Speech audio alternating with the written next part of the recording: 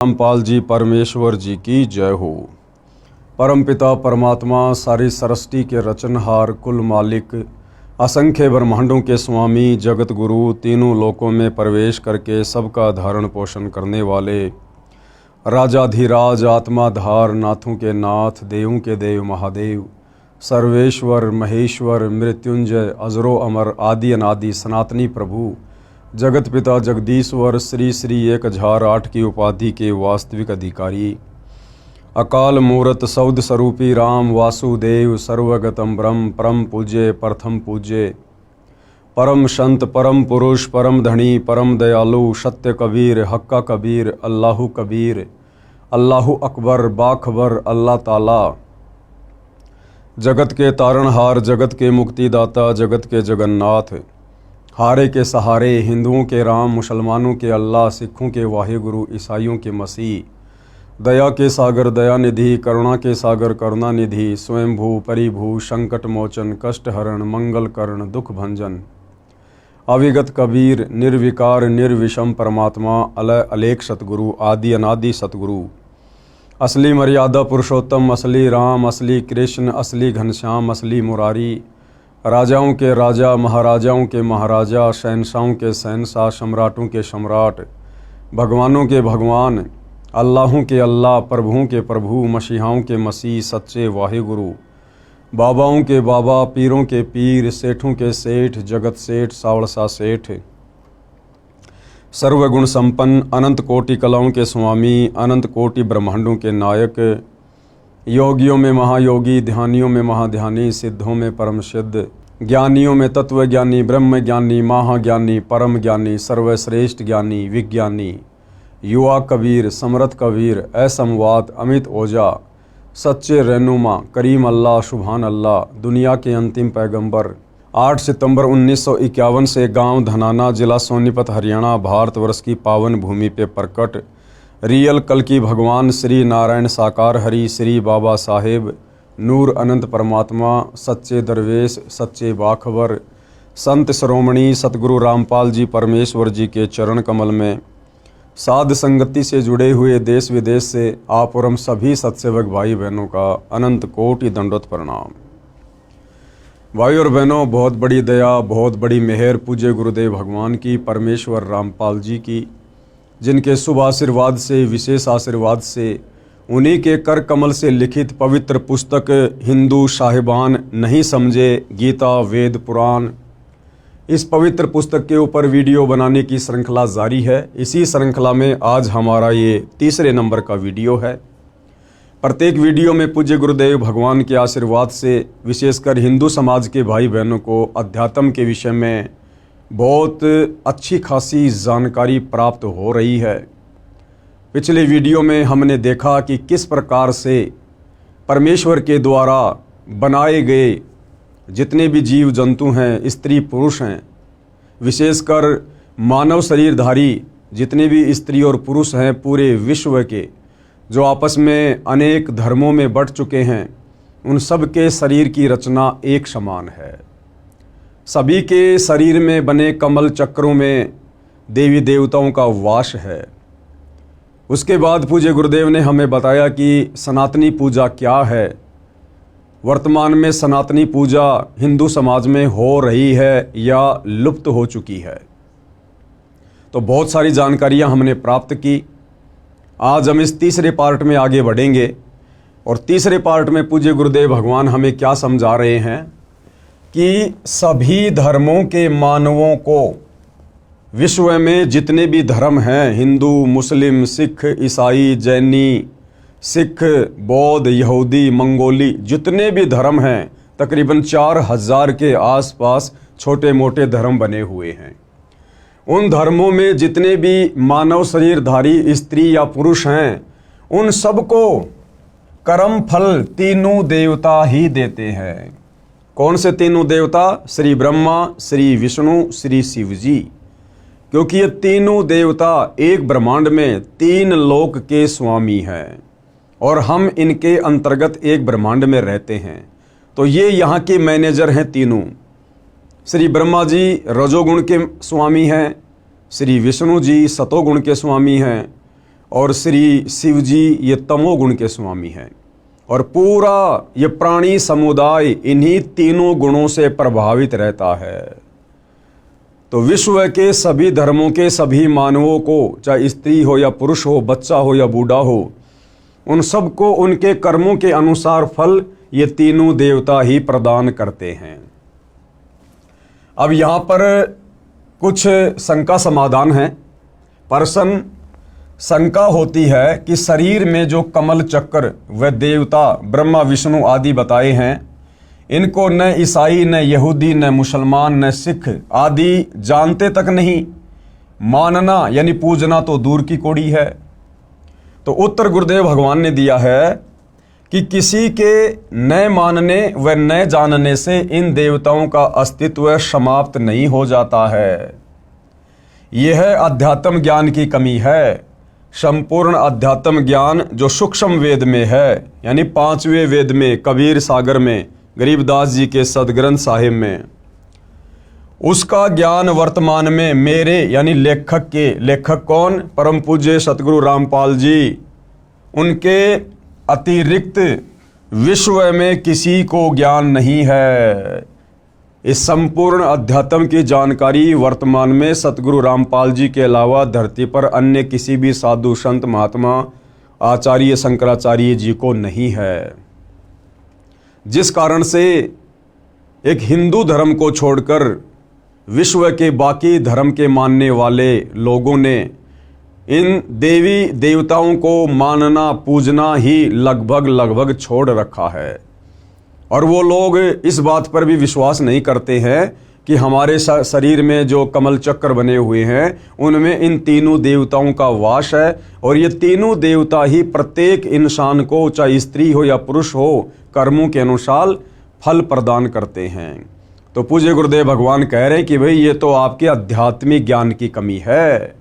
आपके मानने या ना मानने से इन देवी देवताओं का अस्तित्व समाप्त नहीं हो जाता है। और जो रचना परमपिता परमेश्वर जी ने इस सृष्टि में बनाकर इन तीनों देवताओं को दी हुई है, उसके ऊपर कंट्रोल करने की, भाई हमारे मानने या ना मानने से उस परमेश्वर का विधान जो है फैल नहीं हो जाता है। प्रत्येक धर्म के व्यक्तियों को अपने ही शास्त्रों का ज्ञान भी पूर्ण नहीं है। मुसलमान भाइयों को मुसलमान धर्म की चारों पुस्तकें, तौरात, जबूर, इंजिल, कुरान शरीफ, कुरान मजीद और अनेक हदीसें, इनका भी कंप्लीट ज्ञान नहीं है। अगर होता तो ये मज़ारों पर नहीं जाते, मस्जिदों में नहीं जाते। अगर हिंदुओं को चारों वेद और गीता और 18 पुराणों का ज्ञान होता तो ये मंदिरों में नहीं जाते, मूर्ति पूजा नहीं करते, पाखंड पूजा नहीं करते। अगर ईसाइयों को बाइबल का संपूर्ण ज्ञान होता या उनके धर्म गुरुओं को होता, पोप पादरियों को होता, तो ये कभी भी चर्च में नहीं जाते उस मसीहा को ढूंढने के लिए। और यदि सिखों को गुरु ग्रंथ साहिब का ज्ञान होता तो सिख आज अध्यात्म की ऊंचाइयों को छू रहे होते। गुरुद्वारे बना बना के इस प्रकार से खाली पाठ के ऊपर आश्रित होकर ना बैठ जाते। तो भाइयों और बहनों, ये संपूर्ण आध्यात्मिक ज्ञान केवल वर्तमान में सतगुरु रामपाल जी के पास है। इसी कारण से मन में आता है कि ये नहीं हो सकता, वह नहीं हो सकता। आपको शास्त्रों से प्रमाणित करता हूं। अब पूज्य गुरुदेव भगवान क्या कह रहे हैं कि कोई बड़ी बात नहीं है भाई। इस काल ने अपने षड्यंत्र के तहत तुम सभी को अलग अलग धर्मों में बांट दिया, जातियों में बांट दिया, संप्रदायों में बांट दिया। तुम सबके अलग अलग इसने शास्त्र बनवा दिए। ऊपर से इस काल ने नकली संत भेजकर तुम्हारे को धर्म की उल्टी व्याख्या से परिपूर्ण करवा दिया। तो गुरुदेव भगवान कह रहे हैं कि बच्चों कोई बात नहीं है, मैं इस आध्यात्मिक ज्ञान को परमाणु के साथ में साबित करूंगा। तो भाइयों और बहनों, हमने बहुत ही ध्यानपूर्वक इन प्रमाणों को देखने और समझने की आवश्यकता है। सबसे पहले मुसलमान धर्म के लिए प्रमाण के लिए, जैसे मुसलमान धर्म की पाक पुस्तक कुरान मजीद है, ईसाई धर्म की होली बुक इंजिल है जो ईसा जी को दी गई थी, यहूदी धर्म की पाक पुस्तक तौरेत है जो मूसा जी को मिली। हज़रत दाऊद जी को जबूर पाक पुस्तक मिली। इन चारों पुस्तकों का ज्ञान दाता एक ही है। इन चारों पुस्तकों का ज्ञान दाता एक ही है। यह काल ब्रह्म ज्योति निरंजन, जिसको ये चारों धर्मों यानी पंथों वाले अपना खुदा यानी गॉड मानते हैं। इसलिए इनको ये भी मान्य होना चाहिए कि इन चारों पवित्र पुस्तकों में जो ज्ञान है वह सत्य है। यदि कोई कहे कि हम बाइबल को नहीं मानते, केवल कुरान को मानते हैं, तो वे अपने खुदा का अपमान कर रहे हैं। भाई, जब चारों पुस्तकें एक ही खुदा ने दी हैं, तौरात, जबूर, इंजिल और कुरान मजीद, जब चारों पुस्तकें एक ही खुदा ने दी है और आगे चलकर यदि इन पुस्तकों को मानने वाले अलग अलग पंथों में, धर्मों में विभाजित हो गए हैं, और यदि आज वो ये कहते हैं, जैसे ईसाई कहते हैं कि हम तो बाइबल के अलावा कुरान मजीद को नहीं मानते, मुसलमान कहते हैं हम तो कुरान मजीद के अलावा बाइबल को नहीं मानते, तो गुरुदेव भगवान कह रहे हैं जब लिखने वाला तुम्हारा एक ही खुदा है तो तुम उसके द्वारा लिखी गई पुस्तकों को क्यों नहीं मान रहे? इसका मतलब तुम तो अपने खुदा की रचना पर भी संदेह कर रहे हो, शक कर रहे हो, तुम अपने खुदा का अपमान कर रहे हो। जो ज्ञान पाक कुरान में नहीं है वह बाइबल में बता रखा है, इसलिए दोबारा बताना अल्लाह ने उचित नहीं समझा है। यानी संपूर्ण ज्ञान इन धर्मों के मानने वाले अल्लाह ने एक पुस्तक में ना डालकर इन चारों पुस्तकों में थोड़ा थोड़ा डाल दिया। और अब यदि कोई कहे कि हम उस पुस्तक को नहीं मानते, हम उसको नहीं मानते, तो ये तो हमारे अध्यात्म की कमजोरी है। इसलिए दोबारा बताना अल्लाह ने उचित नहीं समझा। इसलिए बाइबल के ज्ञान को भी समान सम्मान देना चाहिए। विशेष पहले यह स्पष्ट करना उचित समझता हूं कि पवित्र पुस्तक बाइबल कोई अलग शास्त्र नहीं है। इसमें पाक जबूर, पाक तौरेत, पाक इंजिल को इकट्ठा जिल्द यानी बाइंड किया है। एक मुसलमान वक्ता अपनी वीडियो में कह रहा था कि मैं बाइबल को नहीं मानता, इंजिल को मानता हूं। उस श्रीमान को यही नहीं पता बाइबल में इंजिल पुस्तक भी है। अब बाइबल ग्रंथ से कुछ प्रमाण दिखाता हूं कि विश्व के सभी मानव व अन्य प्राणियों के व्यवस्थक ये ही तीनों देवता, कौन? ब्रह्मा जी, विष्णु जी तथा शिव जी हैं। अब गुरुदेव भगवान हमें बाइबल से प्रमाणित करेंगे कि विश्व के जितने भी प्राणी हैं, स्त्री या पुरुष, उन सब के व्यवस्थापक, तीनों लोकों का मैनेजमेंट संभालने वाले यही ब्रह्मा विष्णु महेश जी हैं। बाइबल ग्रंथ में सृष्टि की उत्पत्ति अध्याय में लिखा है कि परमेश्वर ने 6 दिन में सृष्टि की उत्पत्ति की। 6ठे दिन आदमी बनाए। सर्वप्रथम आदम जी को मिट्टी से बनाया, उसमें जान डाल दी। परमेश्वर जी ने मानव यानी स्त्री पुरुष को अपने जैसे शरीर वाला, अपनी ही शक्ल जैसा बनाया। साफ साफ बाइबल के उत्पत्ति ग्रंथ में प्रथम अध्याय में लिखा हुआ है कि परमेश्वर ने 6 दिन में सृष्टि बनाई, 7वें दिन तख्त पर जा विराजा। और परमेश्वर ने इंसानों को, स्त्री और पुरुष को अपनी ही शक्ल में, अपनी ही समानता में बनाया। तो परमेश्वर कैसा हुआ? साकार हुआ। जिस परमेश्वर ने बाइबल में स्पष्ट लिख रखा है कि हमने इंसानों को अपनी ही शक्ल में बनाया, तो भाई फिर परमात्मा की शक्ल कैसी है? हमारे जैसी। आदम की हड्डी निकालकर उसकी पत्नी हव्वा बनाई। परमेश्वर ने 7वें दिन विश्राम किया, ऊपर तख्त पर जा बैठा। अब यदि अल्लाह यानी गॉड निराकार है, फॉर्मलेस है, जैसा कि मुसलमान भाई कहते हैं कि अल्लाह बेचून है यानी निराकार है, दिखाई नहीं देता। ईसाई कहते हैं कि गॉड इज फॉर्मलेस यानी अल्लाह का, भगवान का, परमेश्वर का कोई रूप नहीं है। और यहाँ क्या लिखा जा रहा है बाइबल में कि 6 दिन में सृष्टि रचकर 7वें दिन परमेश्वर यानी अल्लाह तख्त पर जा विराजा यानी सिंहासन पर जाकर बैठ गया। अब भाई यदि परमेश्वर अल्लाह निराकार है, दिखाई नहीं देता, उसका कोई आकार नहीं है, तो फिर तख्त पर बैठेगा कौन? तख्त पर वो बैठेगा जो साकार है।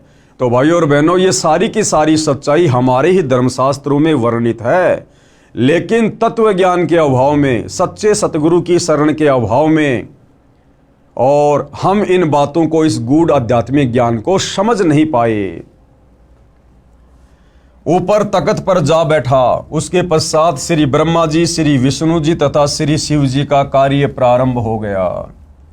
श्री ब्रह्मा जी ने बाबा आदम जी तथा उनकी पत्नी हवा जी को स्वर्ग में एक वाटिका में छोड़ दिया। उनको बताया कि आप बीच में लगे वृक्षों के फल नहीं खाना, यदि खाएं तो तुम मर जाओगे। वे दोनों वाटिका में रहने लगे। जिन वृक्षों के फल खाने को प्रभु ने मना किया था, उनके फल वे नहीं खाते थे। एक दिन सर्प आया। कौन आया? सर्प आया। ये शैतान आया सर्प का रूप धारण करके। एक दिन सर्प आया, उसने हवा तथा हजरत आदम जी से पूछा कि आप बीच वाले वृक्षों के फल क्यों नहीं खा रहे? आदम व हवा ने कहा कि इनको खाने को ईश्वर ने मना किया है, यानी परमेश्वर ने मना किया है। हम इनके फल खाएंगे तो हम मर जाएंगे। सर्प बोला, इनके फल खाने से तुम बिल्कुल नहीं मरोगे। इन वृक्षों के फल खाने से तुम्हें भले बुरे का ज्ञान हो जाएगा। यानी सर्प रूप में शैतान आदम जी और हवा को भ्रमित करने लगा, परमेश्वर का वचन तुड़वाने की कोशिश करने लगा। और भाइयों और बहनों, हम सतगुरु रामपाल जी, परमेश्वर जी के सभी फॉलोवर को, उनके भक्तों को साथ साथ में बहुत ही गहरी शिक्षा भी लेकर आगे बढ़ना है। परमेश्वर ने 6 दिन में सृष्टि रची, 7वें दिन तख्त पे जा विराजा और सारे नियम, कायदे, कानून आदम जी और हवा जी को समझाकर चले गए कि तुमने इस वाटिका में यानी इस बगीचे में कौन से वृक्षों के फल खाने हैं और कौन से वृक्षों के फल नहीं खाने हैं। उसके बाद भाइयों और बहनों, शैतान ने उन दोनों को सर्प का रूप बनाकर भ्रमित करने का कुप्रयास किया। तरह तरह से उनको बरगलाया, उनके मन में शंकाएं पैदा कर दी कि वो जो तुम्हारा परमेश्वर है ना, वो ये नहीं चाहता कि तुम भी हमारे में से एक हो जाओ, तुम भी अमर हो जाओ। इसलिए उन्होंने तुम्हें मना किया है, क्योंकि ये बीच वाले जो फल हैं ये अमर फल हैं, इनको खाने से इंसान अमर हो जाता है और तुम्हारा परमेश्वर नहीं चाहता कि तुम अमर हो जाओ। तो इस प्रकार से सर्प ने उसको भ्रमित किया। भाइयों और बहनों, आज वही परमपिता परमेश्वर जिन्होंने 6 दिन में सृष्टि रची और 7वें दिन तख्त पर जा विराजे थे, कबीर देव, सत्य पुरुष, परम अक्षर ब्रह्म, आज वही परम अक्षर ब्रह्म सतगुरु रामपाल जी के रूप में धरती पर प्रकट हैं। और आज पूज्य गुरुदेव भगवान ने हमें अध्यात्म के साथ साथ बहुत सारे नियम भी बताए हैं, मर्यादाएं भी बताई हैं, जिनको गुरु वचन कहते हैं। अब भाइयों और बहनों, ये काल किसी न किसी के माध्यम से, किसी न किसी के रूप में, किसी न किसी को प्रेरणा करके हम सत भक्ति करने वाली आत्माओं से वो नियम तुड़वाने का प्रयास करेगा, हमारे मन में शंकाएं पैदा करेगा या करवाएगा। तो आप और हम भगत भाई बहनों ने भी वर्तमान में दृढ़ता के साथ भक्ति मार्ग पर टिके रहना है। और जो आज्ञा हमें पूज्य गुरुदेव भगवान ने अपने सत्संगों के माध्यम से दे दी है, जो नियम और मर्यादा हमारे ऊपर लागू कर दिए गए हैं, हमने उन्हीं नियम और मर्यादाओं में रहकर, गुरु वचन के अंतर्गत रहकर इस सत भक्ति को सफल करने की दिशा में आगे बढ़ना है। इन वृक्षों के फल खाने से तुम्हें भले बुरे का ज्ञान हो जाएगा। ईश्वर नहीं चाहता कि तुम्हें भले बुरे का ज्ञान हो। सर्प की बात मानकर दोनों ने भले बुरे का ज्ञान करवाने वाले वृक्षों के फल खा लिए। यानी सर्वप्रथम परमेश्वर ने जब सृष्टि रची, आदम और हवा को बनाया, तो सर्वप्रथम भाइयों और बहनों, आदम और हवा दोनों ने परमेश्वर का वचन तोड़ दिया। अगर ये आदम और हवा परमेश्वर का वचन ना तोड़ते तो भाइयों और बहनों, आज हम इस मृत लोक में नहीं होते, हम सभी आज स्वर्ग में रह रहे होते, लेकिन एक की गलती सभी आत्माओं पर भारी पड़ गई। उनकी आंखें खुल गई। कुछ दिन बाद ईश्वर आया। उसके पैरों की आवाज सुनकर हवा व आदम छुप गए। उनको पता चल गया था कि नंगा रहना अच्छा नहीं होता, क्योंकि उस वाटिका के बीच वाले पेड़ों के फल खाने से, जिनको खाने के लिए परमेश्वर ने मना किया था, जब आदम और हवा ने खा लिए तो उनकी वो दृष्टि खुल गई, उनको भले बुरे का ज्ञान हो गया। और जब कुछ दिनों बाद परमेश्वर आए तो भाइयों और बहनों, दोनों एक पेड़ की ओट में छुप गए। उनको ये पता चल गया कि हम तो नंगे हैं, नंगे, हमें तो शर्म आ रही है, क्योंकि उनको भले बुरे का ज्ञान होना शुरू हो गया। ईश्वर ने आवाज लगाई कि तुम कहाँ हो? आदम तथा हवा ने उत्तर दिया कि हम नंगे हैं, आपकी आवाज सुनकर हम छुप गए हैं।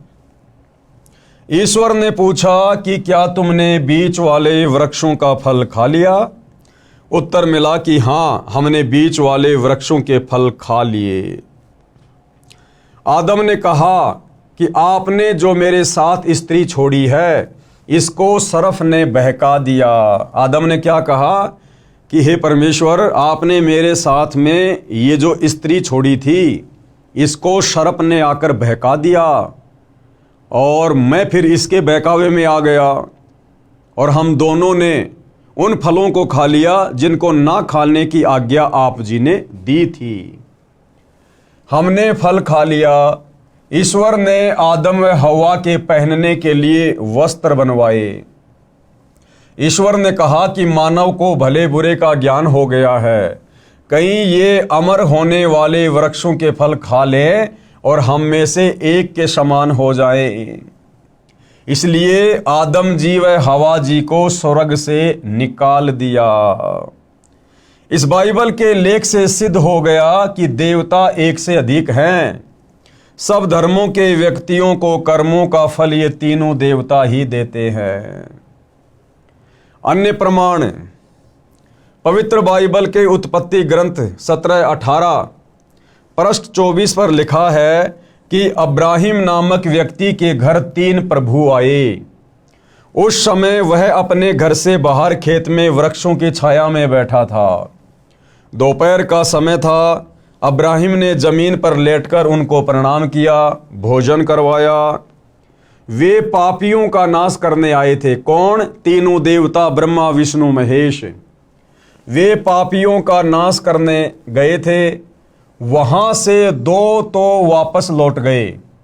एक उस नगरी में गया जहां के व्यक्ति व्यभिचारी, अन्यायी, बेहया, धर्म कर्म रहित हो चुके थे। उस नगरी को नष्ट कर दिया। इन प्रमाणों से स्पष्ट है कि यही तीनों देवता सर्व मानव को कर्मा अनुसार फल देते हैं। कौन? ब्रह्मा विष्णु महेश। नगरी नष्ट करने का कार्य तमगुण शंकर जी का है, क्योंकि ये तीनों देवता एक के गुण युक्त हैं। श्री ब्रह्मा जी रजोगुण के स्वामी हैं, जिसके प्रभाव से हम लोग बच्चे उत्पन्न करते हैं, हमारे अंदर विषय वासना जागृत होती है, धन वगैरह इकट्ठा करने की इच्छा जागृत होती है। ये रजोगुण के कारण होती है। दूसरा, गुरुदेव ने बताया श्री विष्णु जी सतोगुण के स्वामी है। अपने बाल बच्चों में, परिवार में, संपत्ति में मोह ममता, हम एक दूसरे से चिपटे रहते हैं, ये मेरा, ये मेरा, ये श्री विष्णु जी के सतोगुण के कारण है। और तीसरा, श्री शिव जी का तमोगुण, जिसके प्रभाव से बात बात पर लड़ाई झगड़े, मार पिटाई, हत्या, ये तमोगुण के कारण। तो जो 2 देवता वापस चले गए थे वो ब्रह्मा जी और विष्णु जी थे, और जो एक देवता नीचे रह गया था जिसने जाकर उस नगर को नष्ट किया, वो शंकर जी थे। इसलिए वे अकेले गए और उन पापियों का नाश किया। 2 कौन? श्री ब्रह्मा जी तथा श्री विष्णु जी वापस चले गए थे। तो ये प्रमाण है कि तीनों देवता ब्रह्मा विष्णु महेश ही मिलकर इस काल ब्रह्म की सृष्टि को यहाँ चला रहे हैं। और इस काल ब्रह्म की सृष्टि के अंतर्गत एक ब्रह्मांड में जितने भी मानव शरीरधारी स्त्री पुरुष हैं, उन सब के व्यवस्थापक, उन सब के मैनेजर ये तीनों देवता ब्रह्मा विष्णु महेश ही हैं। वो चाहे हिंदू हो, मुसलमान हो, सिख हो, ईसाई हो, चाहे किसी भी धर्म का और देश का व्यक्ति क्यों ना हो। विशेष आगे गुरुदेव क्या कह रहे हैं, विशेष चारों पवित्र पुस्तकों, पाक कुरान, पाक बाइबल यानी पवित्र जबूर, पवित्र इंजिल, पवित्र तौरेत का ज्ञान जिस प्रभु ने दिया, उसी ने पवित्र चारों वेदों यानी पवित्र ऋग्वेद, यजुर्वेद, सामवेद तथा अथर्ववेद का ज्ञान श्री ब्रह्मा जी को दिया। कौन है ये? काल ब्रह्म, ब्रह्मा विष्णु महेश का पिता, दुर्गा का पति, काल ब्रह्म जिसको ज्योति निरंजन भी कहते हैं। इसी ने मुसलमान धर्म की चारों पुस्तकों का ज्ञान दिया और इसी ने चारों वेद और गीता जी वाला ज्ञान दिया। फिर स्वयंभू मनु जी को मिला, यानी सबसे पहले इस काल ब्रह्म ने चारों वेदों का ज्ञान श्री ब्रह्मा जी को दिया। श्री ब्रह्मा इस काल ब्रह्म का सबसे बड़ा बेटा है। फिर उससे छोटा वाला बेटा है श्री विष्णु और सबसे छोटा वाला बेटा है श्री शंकर। यानी ये ब्रह्मा विष्णु महेश ये तीनों सगे भाई हैं। इनका पिता काल ब्रह्म है जो सबके समक्ष नहीं आता है, उसको श्राप लगा हुआ है। वो जब हम आगे सृष्टि रचना पढ़ेंगे तब हमें पता चलेगा। और फिर श्री ब्रह्मा जी ने अपने वंशज मनु को, जो कि सतयुग में हुए, फिर वो ज्ञान चारों वेदों वाला ब्रह्मा जी ने स्वयंभू मनु जी को दिया।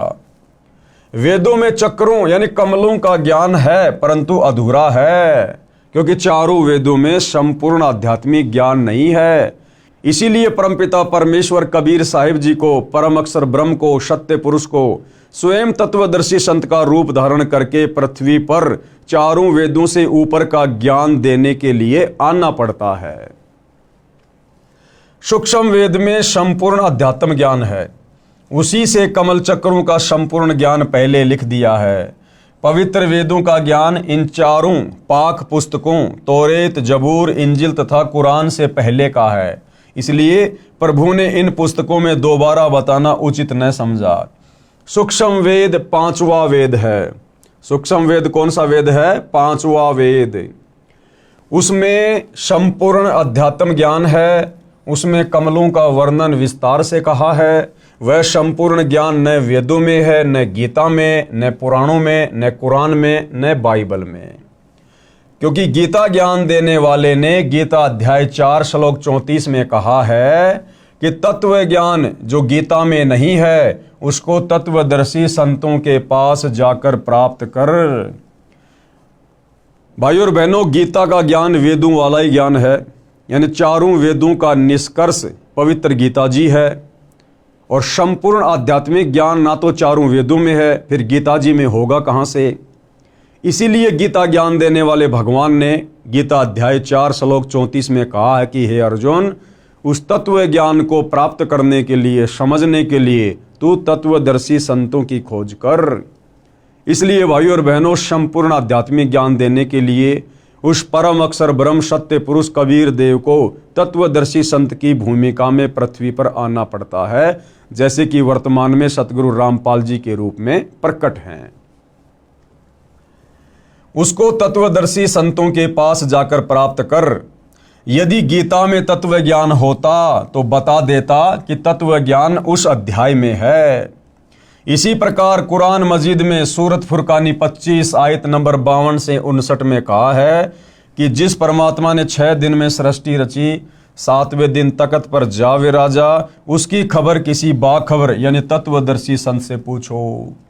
इसी प्रकार यदि कुरान मजीद में यानी कुरान शरीफ में अगर संपूर्ण आध्यात्मिक ज्ञान होता तो सूरत फुरकानी 25 आयत नंबर 52 से 59 में कुरान का ज्ञान देने वाला अल्लाह यानी ये काल ब्रह्म, ये शैतान हज़रत मोहम्मद को ये कदापि ना कहता कि हज़रत मोहम्मद, जिस अल्लाह ने 6 दिन में सृष्टि रची, 7वें दिन तख्त पर जा विराजा, उस अल्लाह की जानकारी तू किसी बाखबर से जा पूछ। अगर कुरान का ज्ञान देने वाला अल्लाह ये काल ब्रह्म यदि संपूर्ण आध्यात्मिक ज्ञान रखता तो किसी बाखबर की शरण में जाने की सलाह हज़रत मोहम्मद जी को नहीं देता। तो गुरुदेव के कहने का मतलब है कि जिसने चारों वेदों का ज्ञान दिया, जिसने गीता का ज्ञान बोला, उसी ने मुसलमान धर्म की चारों पुस्तकें तौरात, जबूर, इंजिल और कुरान मजीद का ज्ञान दिया। जिस परमात्मा ने 6 दिन में सृष्टि रची, 7वें दिन तख्त पर जा विराजा, उसकी खबर किसी बाखबर यानी मुसलमान धर्म में तत्वदर्शी संत को बाखबर कहते हैं, जानने वाला। यानी तत्वदर्शी संत से पूछो। इस प्रकरण से स्पष्ट हो जाता है कि विश्व के मानव को कर्म फल देने वाले श्री ब्रह्मा जी, श्री विष्णु जी तथा श्री शिव जी हैं। वह अन्य देवता भी हैं। प्रत्येक मानव के शरीर के कमलों में जो जो देवी देवता व प्रभु बताए हैं, इनकी साधना करके ही मानव अपना कल्याण करवाए। और वही संसार में दूसरा कोई तरीका नहीं है सत भक्ति करके अपनी आत्मा का कल्याण करवाने का। आगे पूज्य गुरुदेव भगवान हमें क्या सलाह दे रहे हैं?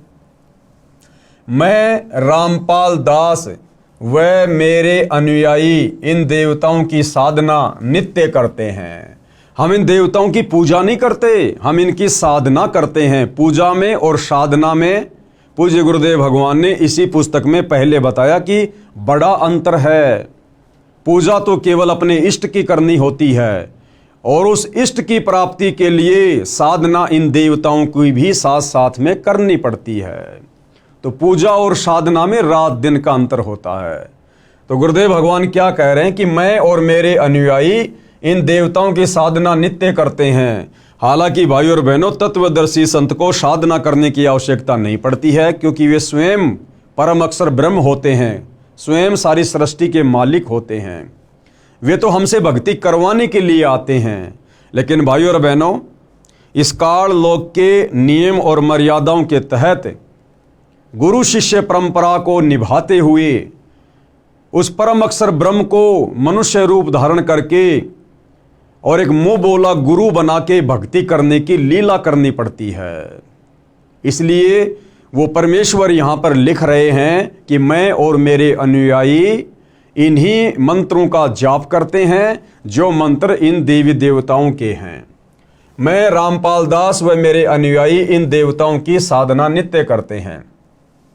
हम देवताओं की पूजा नहीं करते, साधना करते हैं। साधना अलग चीज है, पूजा अलग चीज है। इसके साथ साथ एक असुर निकंदन रमैणी यानी आरती है, जो दिन के 12 बजे से रात्रि 12 बजे तक कभी भी करने का विधान है।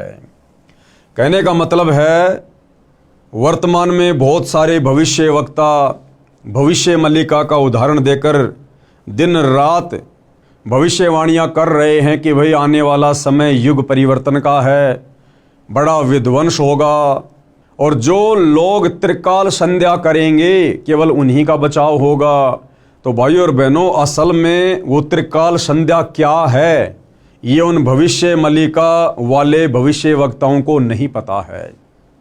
ये वास्तविक त्रिकाल संध्या यानी दिन में 3 समय की जाने वाली आरती, ये भी वर्तमान में केवल सतगुरु रामपाल जी के पास ही है। और हम उनके जितने भी अनुयायी हैं, फॉलोवर हैं, ये त्रिकाल संध्या भी विधिवत केवल हम ही करते हैं।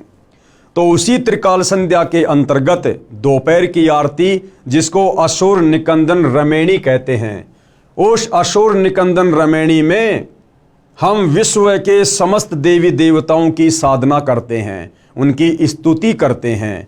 इस विधि से की जाने वाली आरती केवल सतगुरु रामपाल जी के पंथ में ही मिलेगी। असुर निकंदन रमैणी यानी आरती है, जो दिन के 12 बजे से रात्रि 12 बजे तक कभी भी करने का विधान है।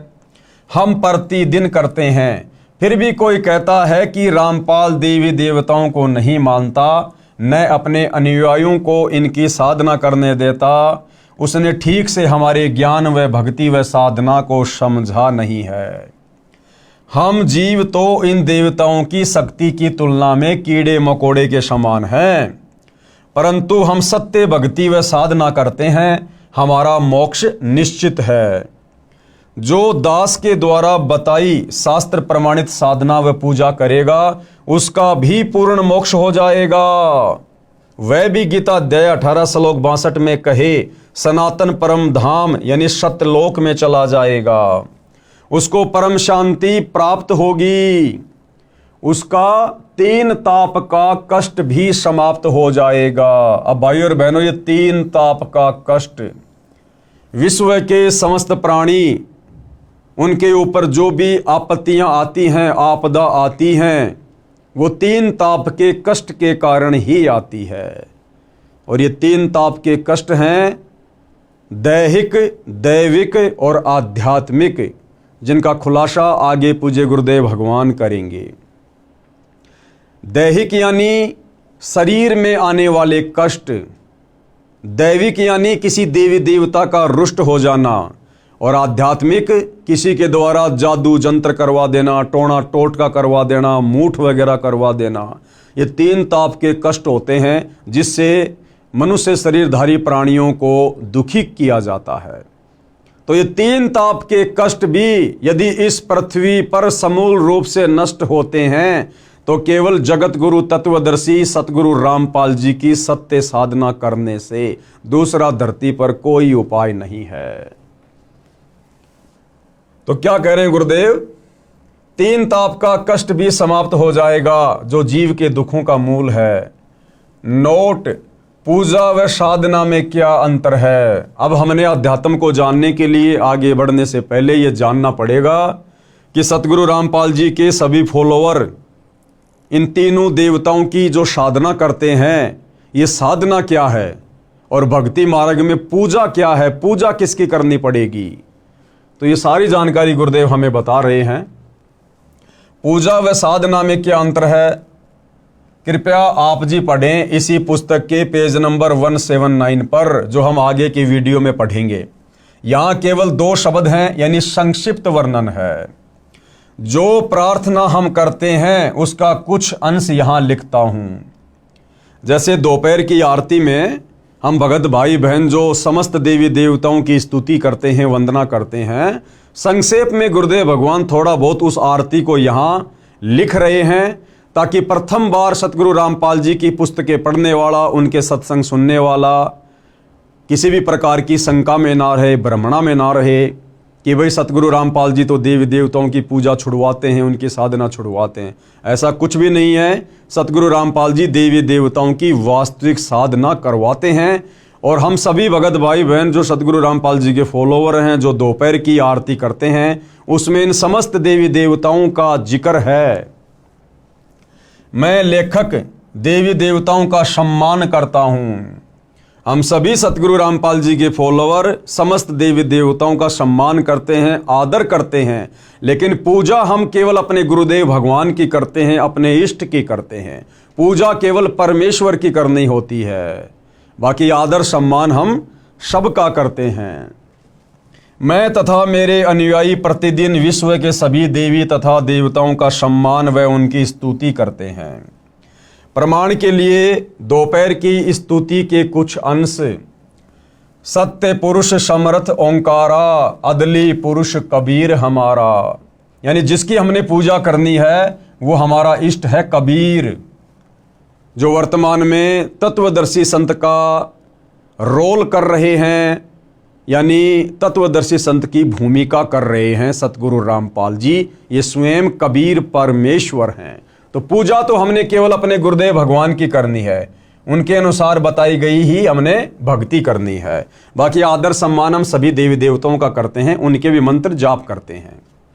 सत्य पुरुष समर्थ ओंकारा, अदली पुरुष कबीर हमारा, आदि युगादि दया के सागर, काल कर्म के मोचन आगर, दुख भंजन दरवेश दयाला, असुर निकंदन करे पैमाला, आव खाक पावक और पोना, गगन सुन दरियाई दोना, धर्म राय दरबानी चेरा, सुर असुरों का करे निबेरा, सत का राज धर्म राय करही, अपना किया सभय दंड भरही, शंकर शेष और ब्रह्मा विष्णु। ये देखिएगा, हम लोग जो दोपहर की आरती करते हैं, जो दोपहर की संध्या करते हैं, उसमें विश्व के तमाम देवी देवताओं की स्तुति आ जाती है। कुछ एक के नाम लिख दिए जाते हैं, कुछ एक की वैसे सूक्ष्म रूप से हो जाती है। शंकर, शंकर यानी श्री शंकर जी, शंकर, शेष यानी शेषनाग, और ब्रह्मा और विष्णु, शंकर शेष और ब्रह्मा विष्णु, नारद सारद जाउर रसनम, नारद यानी नारद जी और शारद यानी शारदा देवी सरस्वती।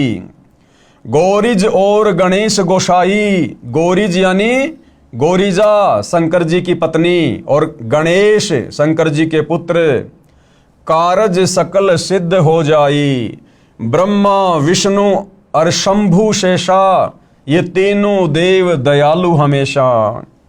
सावित्री और लक्ष्मी गौरा, सावित्री यानी श्री ब्रह्मा जी की पत्नी, लक्ष्मी यानी श्री विष्णु जी की पत्नी और गौरा यानी श्री शंकर जी की पत्नी।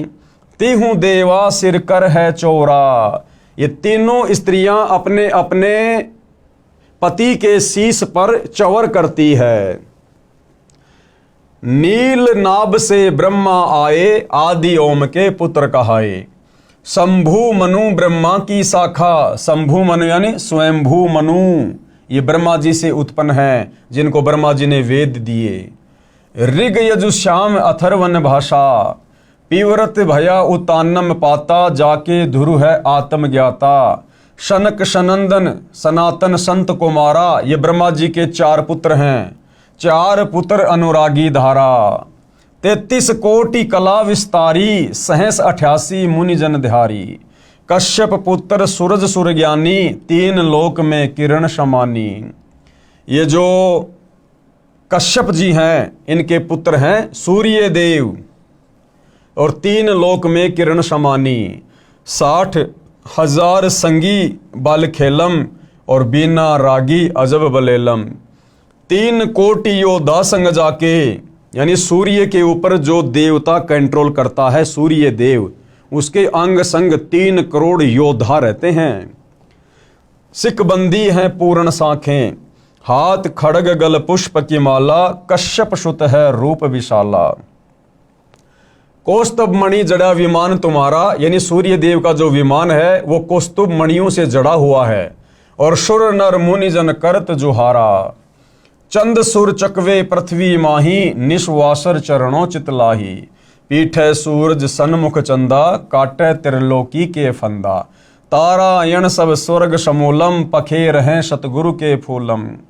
जय जय ब्रह्मा समर्थ स्वामी, येती कला परम बददामी। यहाँ देखो फिर से श्री ब्रह्मा जी का नाम आया है, आगे फिर श्री शंकर जी का आएगा। जय जय शंभु शंकर नाथा, कला गणेश और गौरीज माता। जो लोग ये कहते हैं ना कि संत रामपाल जी तो देवी देवताओं की साधना छुड़वाते हैं, अरे सतगुरु रामपाल जी तो देवी देवताओं की यथार्थ साधना करवाते हैं, जिसके करने से ही लाभ होगा। कोटि कटक पैमाल करंता, ऐसे समर्थ शंभु कंता। चंद लिलाट सुर संगीता, योगी शंकर ध्यान उदिता। नीलकंठ सोहे गरुड़ासन, शंभु योगी अचल सिंहासन। गंग तरंग छूटे बहुदारा, अजपा तारी जय जयकारा। रिद्धि सिद्धि दाता शंभु गोसाई, दारिद्र मोक्ष सबय हो जाई। यानी रिद्धि सिद्धि के दाता यहाँ पर किसको बताया गया है? श्री शंकर जी को। और कहते हैं सारा का सारा जो ये दारिद्र है, गरीबी है, निर्धनता है, इससे शंकर जी जीवों को उबार देते हैं। आसन पद्म लगाए योगी, नी इच्छा निर्वाणी भोगी। सर्प भुजंग गले रुंडमाला, व्यर्षभ चढ़िए दीन दयाला। वामे कर त्रिशूल विराजे, दैने कर सुदर्शन साजे। अब हिंदू समाज के भाई बहनों को तो ये भी नहीं पता कि शंकर जी के कौन से हाथ में तो त्रिशूल रहती है और कौन से हाथ में सुदर्शन चक्कर रहता है। वो भी पूज्य गुरुदेव भगवान बता रहे हैं। वामे यानी बायां हाथ, उल्टा हाथ। वामे कर त्रिशूल विराजे, कर यानी हाथ, यानी शंकर जी के जो है बाएं हाथ में त्रिशूल रहता है। और दाहिने कर यानी दाहिने हाथ में सुदर्शन साजे। सुन अरदास देवन के देवा, शंभु योगी अलख अबेवा। तू पैमाल करे पल माही, ऐसे समर्थ शंभु साई। 1 लख योजन ध्वजा फरके, पचरंग झंडे मोहरे राखें। काल भद्र करत देव बुलाऊं। अब ये देखो काल भद्र का भी नाम है। शंकर के दल सभी ध्याऊं, कि शंकर जी के जितने भी गण हैं हम संत रामपाल जी के भगत उनकी स्तुति करते हैं। भैरव क्षेत्रपाल पलितम, देखो आपके भैरव का भी नाम आ गया यहाँ पर। भैरव क्षेत्रपाल पलितम भूत अरुदेत चढ़े संगीतम, जो कि शंकर जी की सेना में शामिल हैं। राक्षस भंजन बिरद तुम्हारा, शंकर जी को कहा जा रहा है कि राक्षसों का संहार करना तुम्हारा कार्य है। जो लंका पर पद्म 18, जिस प्रकार आपने राम रावण युद्ध के समय 18 पद्म सेना भेजी थी। कोट्यों गंधर्व कमंद चढ़ावे, शंकर दल गिनती नहीं आवे। मारे हाक दहाक चिंगारे, अग्नि चकर बाणों तन जारे। कंप्या शेष धरणी थरनानी, जा दिन लंका घाली घानी। तुम शंभु ईसन के ईसा, व्यर्सभ चढ़िए विश्वे बीसा। इंद्र कुबेर और वरुण बुलाऊं, ये देखिए इंद्र देवताओं का राजा, ये कुबेर धन का देवता, वरुण जल का देवता। इंद्र कुबेर और वरुण बुलाऊं, राप्ती सवेत सिंहासन ल्याऊं। इंद्र दल बादल दरियाई, 96 कोटि की हुई चढ़ाई। सुरपति चढ़े इंद्र अनुरागी, अनंत पदम गंधर्व बड़वागी। कृष्ण भंडारी चढ़े कुबेरा, अब दिल्ली मंडल बोर्यों फेरा। वरुण विनोद चढ़े ब्रह्मज्ञानी, कला संपूर्ण 12 बाणी। धर्मराय आदि युगादि चेरा, 14 कोटि कटक दल तेरा। चित्रगुप्त के कागज माही, जेता उपजा सतगुरु साई। सातों लोकपाल का रासा, उर्मे धरिए साधु दासा। विष्णुनाथ है असुर निकंदन, संतों के सब काटे फंदन। नरसिंह रूप धरे गुरु राया, हिरणा कुशकु मारण धाया। शंख चक्र गदा पद्म विराजे, भाल तिलक जाके उर साजे। ये आपके विष्णु जी की महिमा की जा रही है। वाहन गरुड़ किरसन अश्वारा, लक्ष्मी ढोरे चवर अपारा। रावण अहिरावण से मारे, सेतु बांध सेना दल तारे। जरासिंध और बाली खपाए, कंस के चानोर हराए। और काली दैम्य नागी नाथा, शिशुपाल चकर से काट्या माथा। काल यवन मथुरा पर धाये, 18 कोटि कटक चढ़ आए। और मुचकंद पर पीतांबर डार्या, काल यवन जहां बेग सिंहार्या। परशुराम 52 अवतारा, ये आपके परशुराम जी का भी नाम ले दिया गया है। और कोई न जाने भेव तुम्हारा, शंखासुर मारे निर्वाणी, बरहा रूप धरे परवानी। राम अवतार रावण की बेरा, ये त्रेता युग में जन्मे विष्णु अवतार रामचंद्र जी का भी जिक्र कर दिया। राम अवतार रावण की बेरा। और ये आपके हनुमान जी का नाम भी आ गया, हनुमत हाका सुनी सुमेरा। अब बताओ आप ये कैसे कह सकते हो कि सतगुरु रामपाल जी देवी देवताओं की साधना छुड़वाते हैं? बताइए, आपके तमाम मुख्य मुख्य देवी देवताओं की हम सतगुरु रामपाल जी के भगत रोजाना त्रिकाल संध्या के अंतर्गत जो दोपहर की आरती है, उसमें रोजाना हम इनकी स्तुति कर रहे हैं, हम इनकी साधना कर रहे हैं। और पूजा अपने इष्ट की करते हैं, कबीर देव की, अपने गुरुदेव भगवान की। तो भाई और बहनों, अध्यात्म को अच्छे से समझने की आवश्यकता है। अब आगे क्या कह रहे हैं गुरुदेव भगवान? गीता ज्ञान दाता से अन्य पूर्ण परमात्मा का प्रमाण। यानी अभी तक हिंदू समाज में विशेषकर यही धारणा है कि गीता जी का ज्ञान श्री कृष्ण ने दिया। जबकि भाई और बहनों, आप इस पुस्तक को धीरे धीरे आगे पढ़ेंगे और साथ में सतगुरु रामपाल जी के सत्संग सुनते रहेंगे यूट्यूब पर, मोबाइल में, तो आप जियों को क्लियर हो जाएगा प्रमाणों के साथ में कि गीता जी का ज्ञान श्री कृष्ण जी ने नहीं, बल्कि श्री कृष्ण जी के अंदर प्रेत की तरह प्रवेश करके इस काल ब्रह्म ने सारा ज्ञान बोला। ये गीता जी की अध्याय और श्लोक दिखाकर आप जियों को क्लियर किया जाएगा।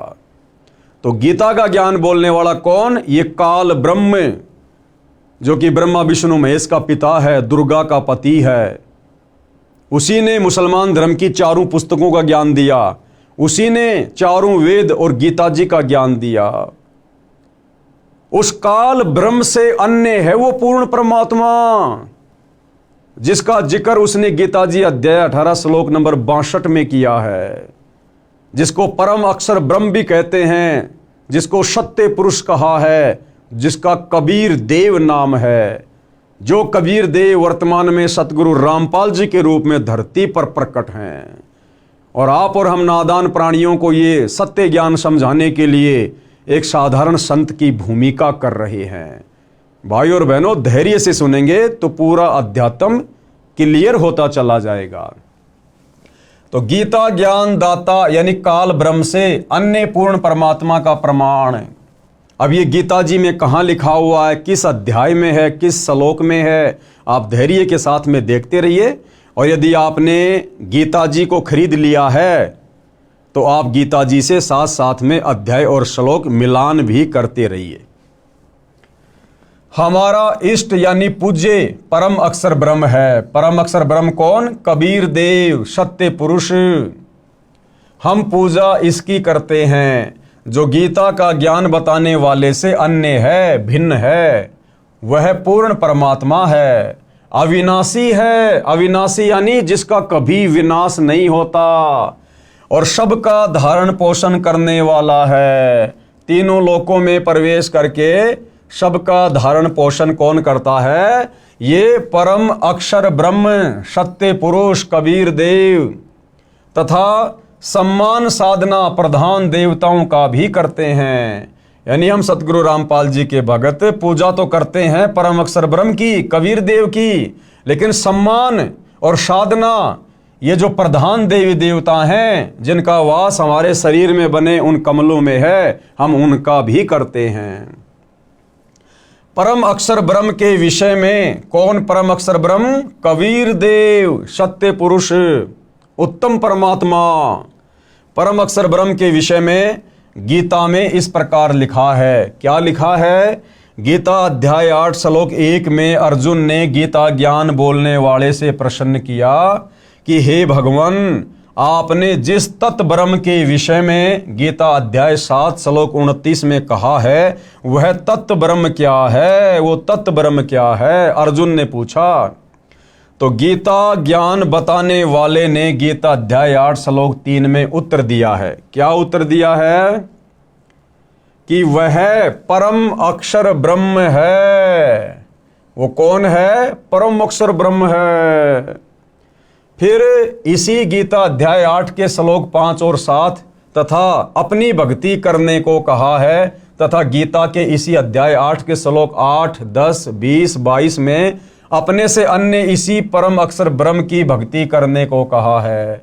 यानी गीता का ज्ञान देने वाले इस ब्रह्म ने अपनी भक्ति के लिए भी कहा है, और अपने से अन्य भिन्न उस सर्वश्रेष्ठ परमात्मा परम अक्षर ब्रह्म की भक्ति करने के लिए भी गीता जी के 8वें अध्याय के श्लोक 8, 10, 20 व 22 में जिक्र किया है।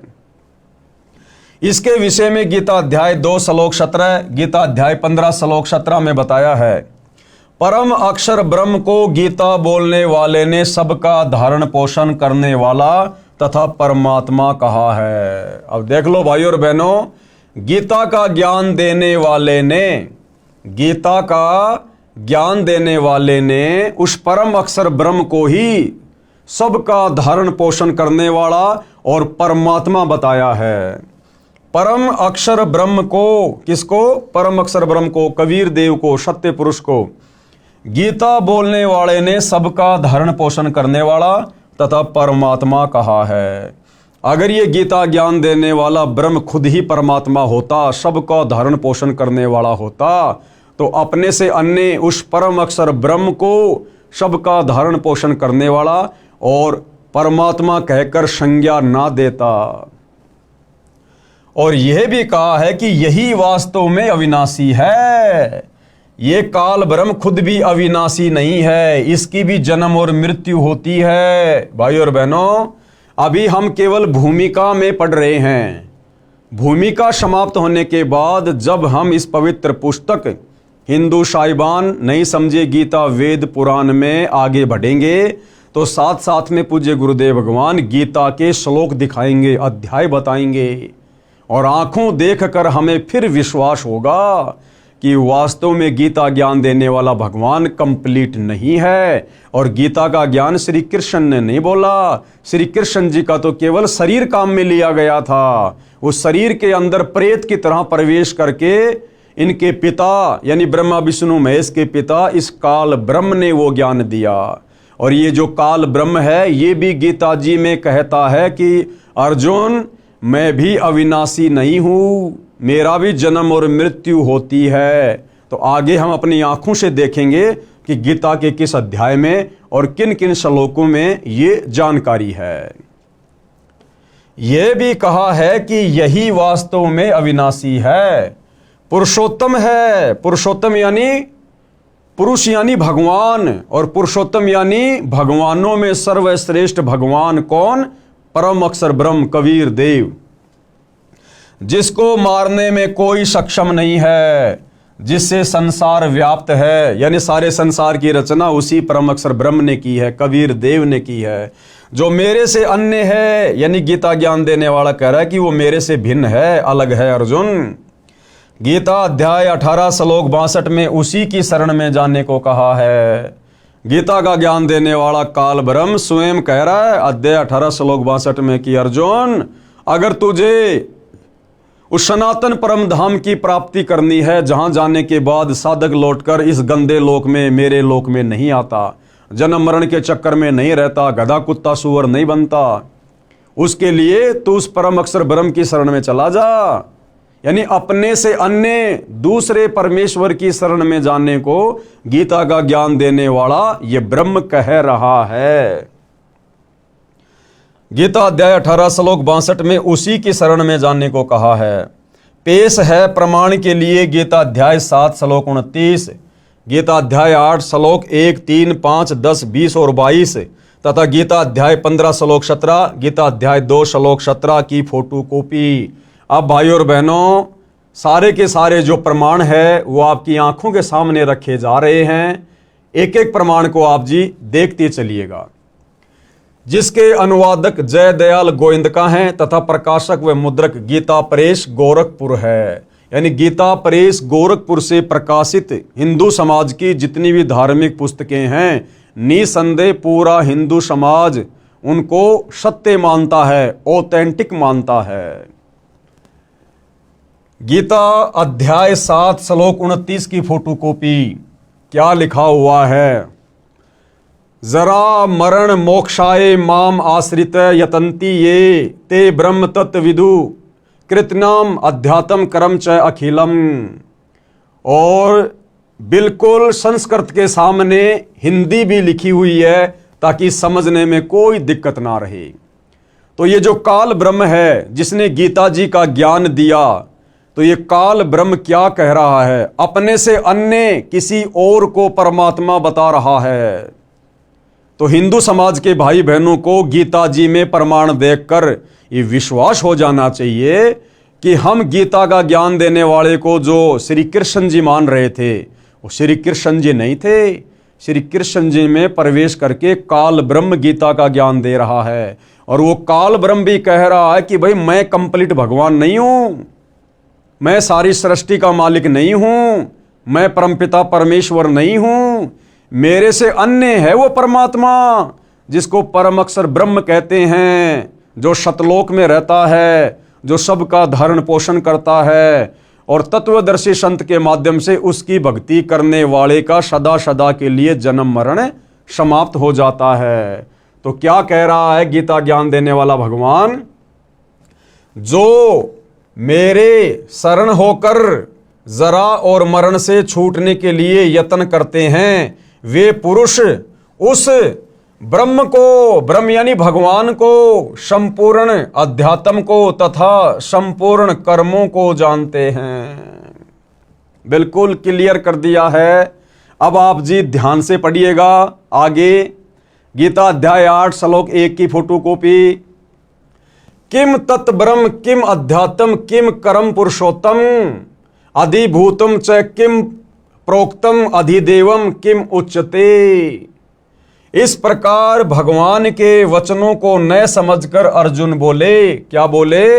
हे पुरुषोत्तम। क्योंकि अर्जुन को ज्ञान नहीं था, अर्जुन को तत्व ज्ञान नहीं था, इसलिए अर्जुन श्री कृष्ण जी को ही पुरुषोत्तम कह रहा है। तो अर्जुन ने क्या कहा कि हे पुरुषोत्तम, वह ब्रह्म क्या है, वो परमात्मा क्या है, वो भगवान क्या है, और अध्यात्म क्या है, और ये कर्म क्या है। अधिभूत नाम से क्या कहा गया है और अधिदेव किसको कहते हैं। यानी अर्जुन ने अपनी शंका जाहिर की, तो अब इसका जवाब गीता ज्ञान देने वाला भगवान ये काल ब्रह्म गीता अध्याय 8 श्लोक 3 में बता रहा है। अक्षरम ब्रह्म परमम स्वभावम अध्यात्मम उच्यते भूत भावो द्वैकर विसर्ग क्रम सच्चित्ते। क्या कहा जा रहा है?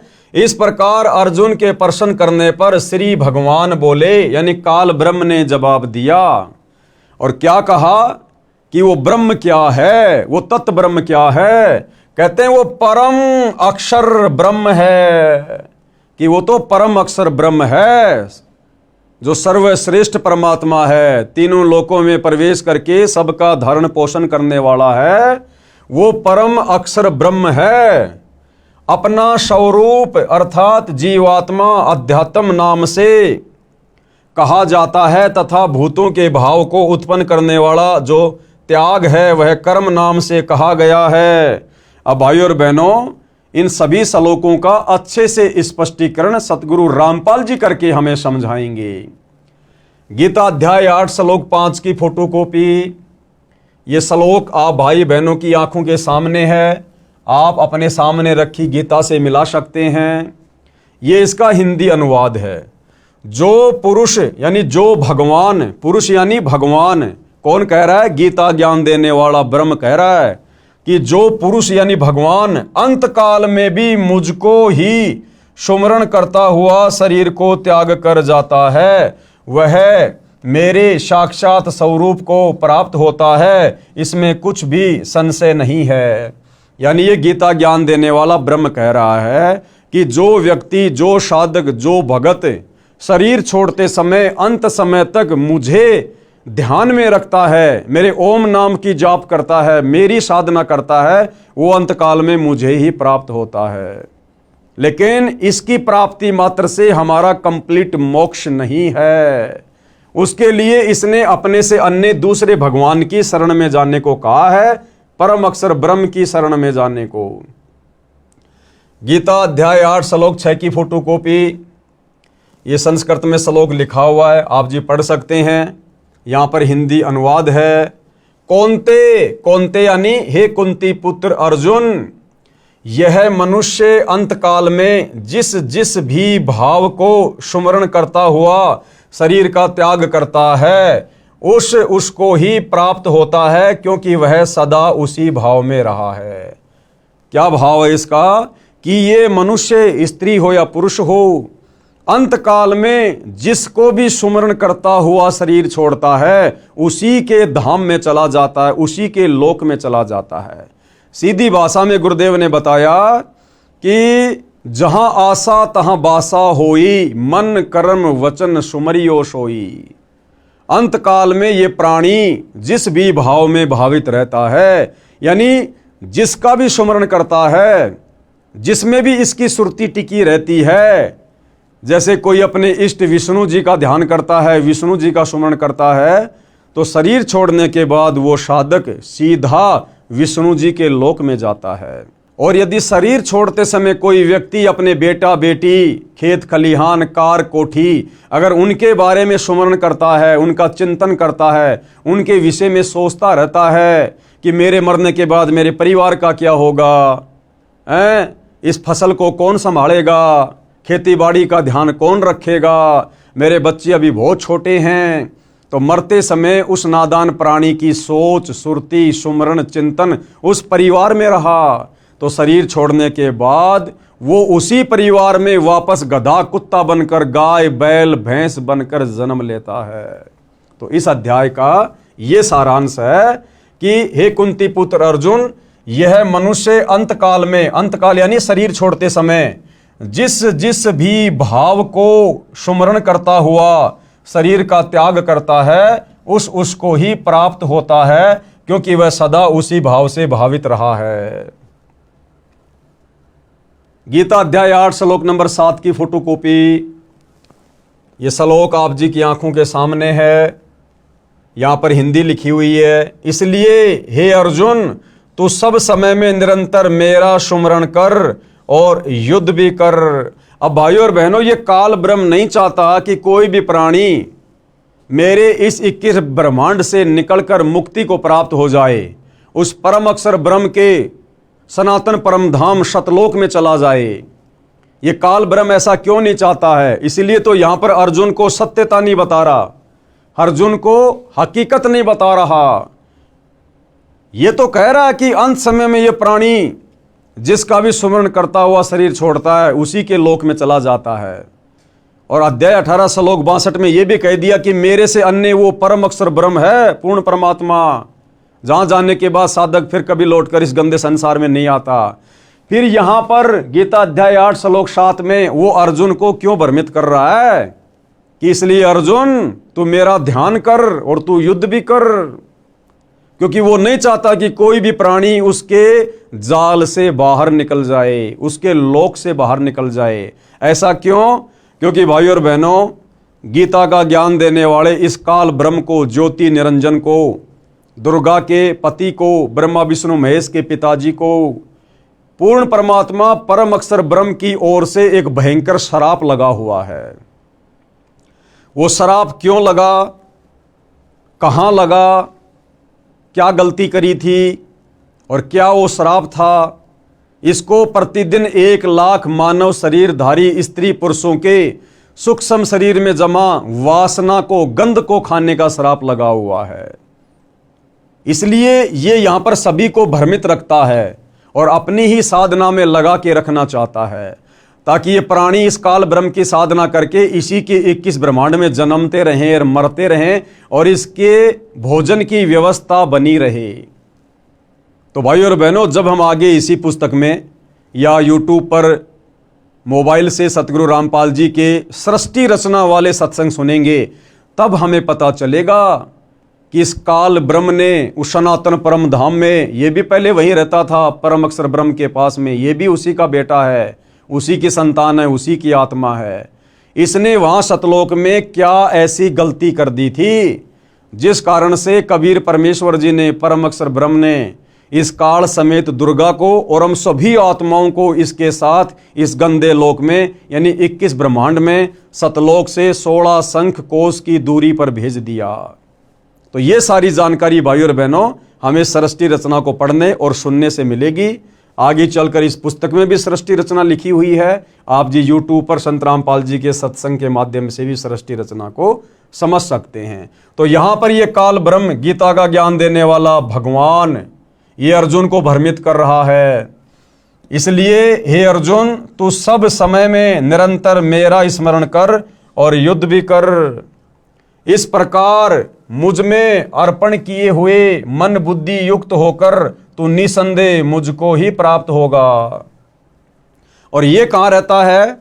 इसी अध्याय 8 का जब हम श्लोक नंबर 16 पढ़ेंगे तो ये काल ब्रह्म कह रहा है कि मैं तो ब्रह्मलोक में रहता हूं, ब्रह्मलोक में, और कह रहा है कि मेरे ब्रह्मलोक में आया हुआ प्राणी भी अपना कर्म फल भोगने के बाद वापस नीचे 84 लाख योनियों में जाता है, गधे कुत्ते सूअर के शरीरों में कष्ट उठाता है। इसका ब्रह्मलोक भी विनाश में आता है। ब्रह्मलोक में गए प्राणी भी फिर नरक में जाते हैं। ये स्वयं आगे स्वीकार कर रहा है गीता अध्याय 8 श्लोक नंबर 16 में। अब हम पढ़ेंगे गीता जी अध्याय 8 श्लोक 8 की ये फोटोकॉपी है। ये है गीता अध्याय 8 श्लोक 8 की फोटोकॉपी। भाई और बहनों, यहाँ पर पीडीएफ में थोड़ा साफ दिखाई नहीं दे रहा होगा, मैं आपको मोबाइल से सुना देता हूँ। इसमें काल ब्रह्म के द्वारा गीता का ज्ञान देते समय अर्जुन को कहा गया है कि जो व्यक्ति अभ्यास के द्वारा अपने मन को एकाग्र करके लगातार परम पुरुष ईश्वर का ध्यान करता है, वह निश्चय ही मुझे ईश्वर को प्राप्त कर लेता है। यहाँ भाई और बहनों, ये थोड़ी सी अटकलबाजी कर गया। यहाँ पर ये काल जीव को भ्रमित करने की दृष्टि से अटकलबाजी कर रहा है और क्या कह रहा है कि जो व्यक्ति अभ्यास के द्वारा अपने मन को एकाग्र करके यानी सत भक्ति करके अपने मन को एकाग्र करके लगातार परम पुरुष का ध्यान करता है। परम पुरुष कौन? परम अक्षर ब्रह्म, सनातन परम धाम का मालिक कबीर देव।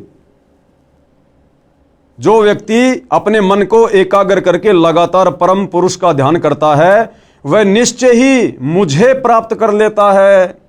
अरे भैया, परम अक्षर ब्रह्म का ध्यान करने वाला तुझे कैसे प्राप्त होगा?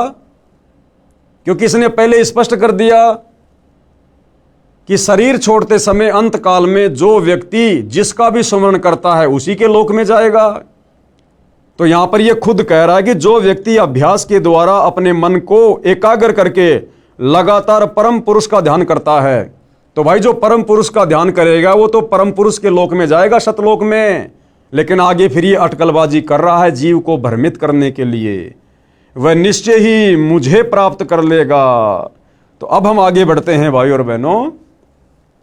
गीता अध्याय 8 श्लोक 9 की फोटो कॉपी यह श्लोक आप जी के सामने है।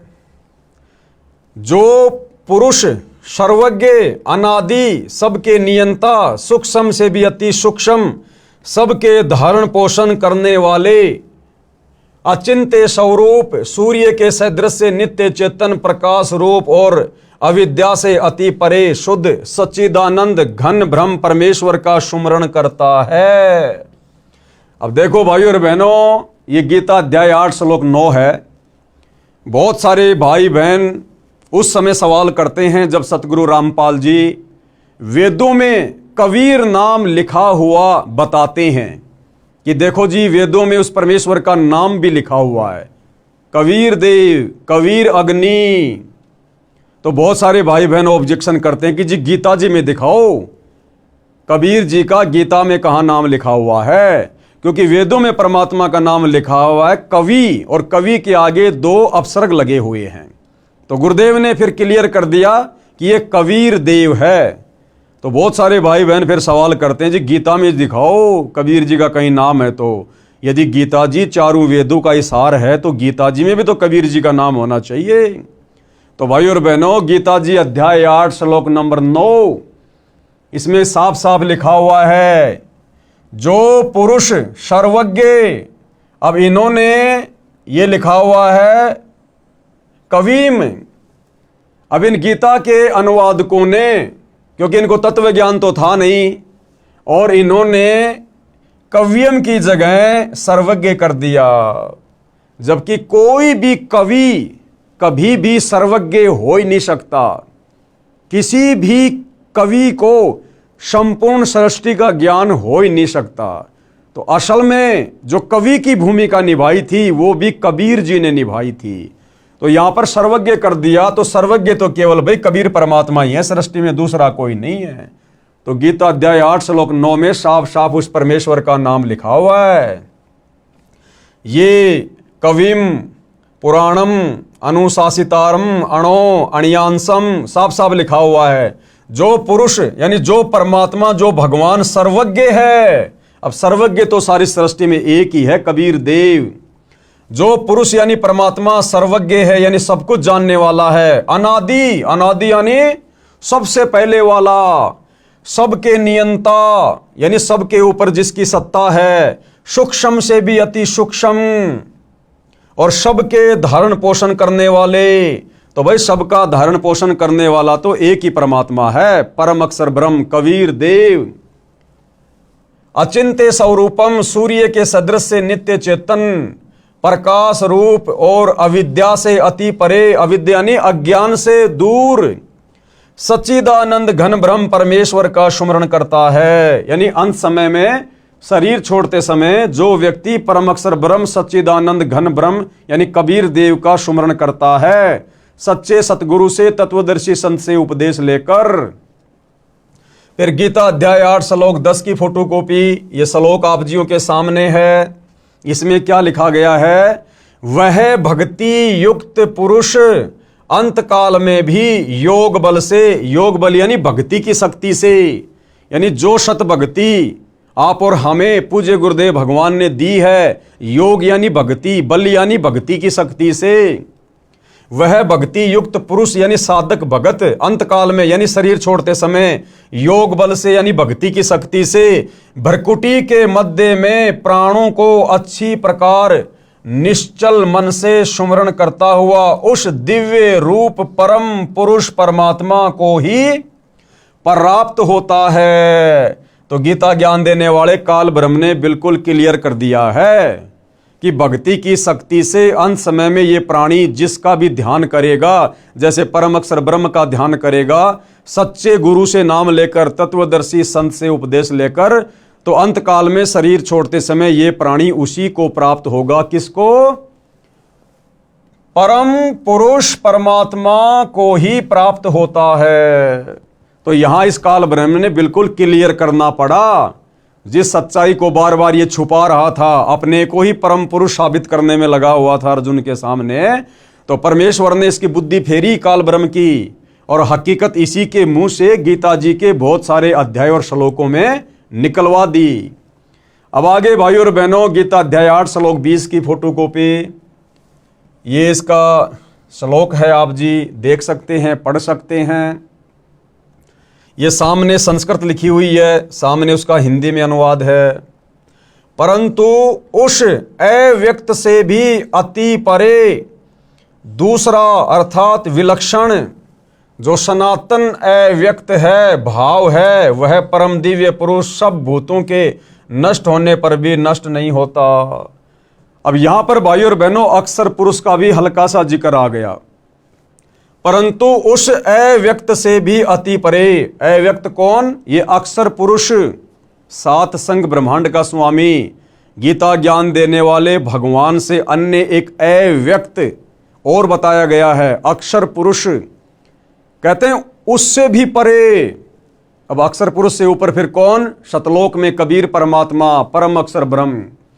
परंतु उस अव्यक्त से भी अति परे दूसरा अर्थात विलक्षण जो सनातन अव्यक्त भाव है, वह परम दिव्य पुरुष सब भूतों के नष्ट होने पर भी नष्ट नहीं होता। यानी वो कबीर परमात्मा, परम अक्षर ब्रह्म, सतलोक का राजा, सभी प्राणियों के नष्ट होने पर भी वो नष्ट नहीं होता। यानी वो अकाल मूर्त है, वो अविनाशी है। आगे गीता अध्याय 8 श्लोक 21 की फोटोकॉपी। अब यहां पर भाई और बहनों गुरुदेव ने क्लियर क्या करना चाहा है कि ये खुद गीता का ज्ञान देने वाला काल ब्रह्म अपने से अन्य किसी और परम अक्षर ब्रह्म की ओर संकेत कर रहा है कि वो सबके नष्ट होने पर भी नष्ट नहीं होता। यानी ये गीता ज्ञानदाता भी नष्ट होता है, इसके भी जन्म और मृत्यु है, उस अक्षर पुरुष की भी जन्म और मृत्यु है। लेकिन अक्षर पुरुष यानी उस दूसरे नंबर के अव्यक्त से भी ऊपर जो परम अक्षर पुरुष है, कबीर देव है, जो सतलोक में रहता है, सत्य पुरुष है, वो सब भूतों के यानी सब प्राणियों के नष्ट होने पर भी नष्ट नहीं होता। तो गीता ज्ञानदाता काल ब्रह्म कह रहा है कि भैया मेरी भी जन्म और मृत्यु होती है, मैं भी अविनाशी नहीं हूं। वो अविनाशी तो परम अक्षर ब्रह्म है जो सब भूतों यानी प्राणियों के नष्ट होने पर भी नष्ट नहीं होता है।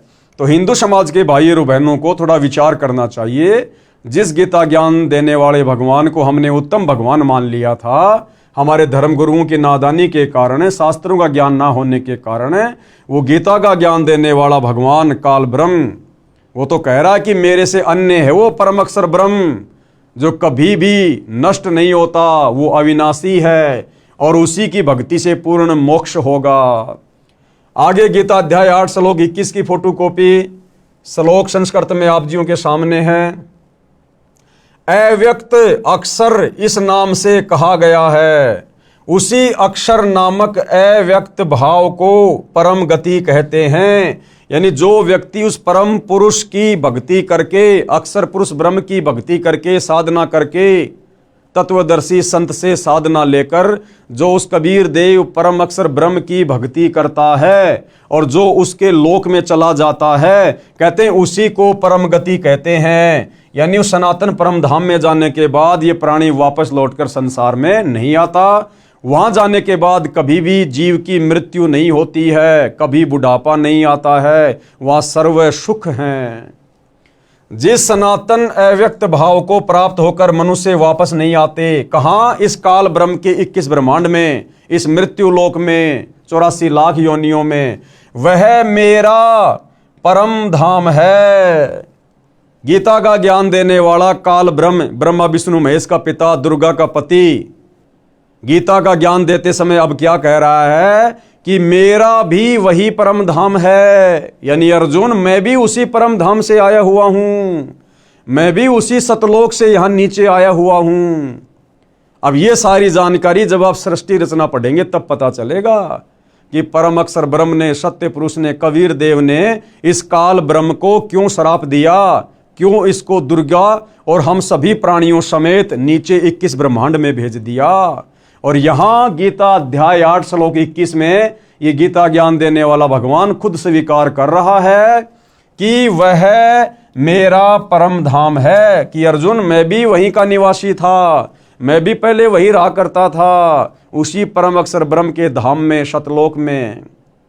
तो क्लियर कर दिया है भाइयों और बहनों कि गीता ज्ञानदाता सर्वश्रेष्ठ परमात्मा नहीं है, इससे ऊपर सर्वश्रेष्ठ परमात्मा परम अक्षर ब्रह्म है, सत्य पुरुष है, कबीर देव है, जिसकी साधना तत्वदर्शी संत से लेकर करने से ही हमारी आत्मा का कल्याण होगा। आगे गीता अध्याय 8 श्लोक 22 की फोटोकॉपी, ये संस्कृत में श्लोक लिखा हुआ है, इधर संस्कृत है, सामने बिल्कुल हिंदी है। हे पार्थ यानी हे अर्जुन, जिस परमात्मा के अंतर्गत सर्वभूत हैं, सर्वभूत यानी सभी प्राणी।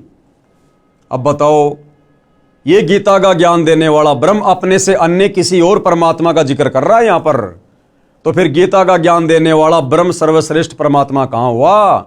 ये तो कह रहा कि हे पार्थ, हे अर्जुन, जिस परमात्मा के अंतर्गत यानी जिस परम अक्षर ब्रह्म के अंडर में सर्वभूत हैं यानी सभी प्राणी हैं, और जिस सच्चिदानंद घन ब्रह्म परमात्मा से यह समस्त जगत परिपूर्ण है, और जिसने इस समस्त सृष्टि की रचना की है, वह सनातन अव्यक्त परम पुरुष तो अनन्य भक्ति से ही प्राप्त होने योग्य है।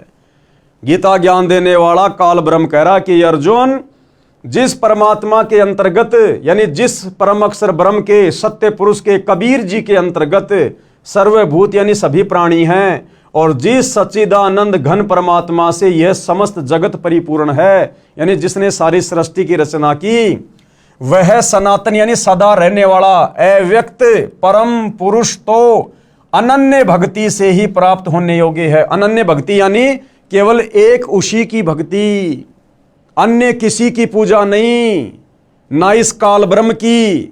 ये बात कहकर ये काल ब्रह्म अपनी पूजा के लिए भी मना कर रहा है, अपनी साधना के लिए भी मना कर रहा है। वो परम अक्षर ब्रह्म सनातन परमात्मा केवल अनन्य भक्ति से, अनन्य भक्ति का मतलब होता है केवल एक को ही अपना इष्ट मानकर पूजना।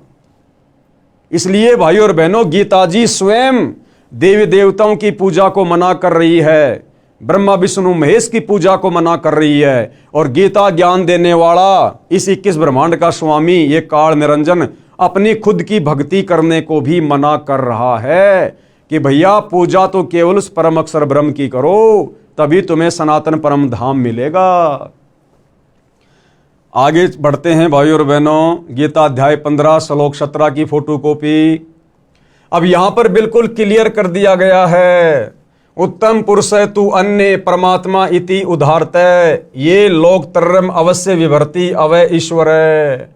उत्तम पुरुष तु अन्य यानी उत्तम, उत्तम यानी सर्वश्रेष्ठ, उत्तम यानी सर्वश्रेष्ठ, और ये पुरुष, पुरुष यानी परमात्मा, गीता का ज्ञान देने वाला भगवान, ये काल ब्रह्म, ब्रह्मा विष्णु महेश का पिता, दुर्गा का पति, स्पष्ट कर रहा है कि अर्जुन, सर्वश्रेष्ठ परमात्मा तो कोई और ही है।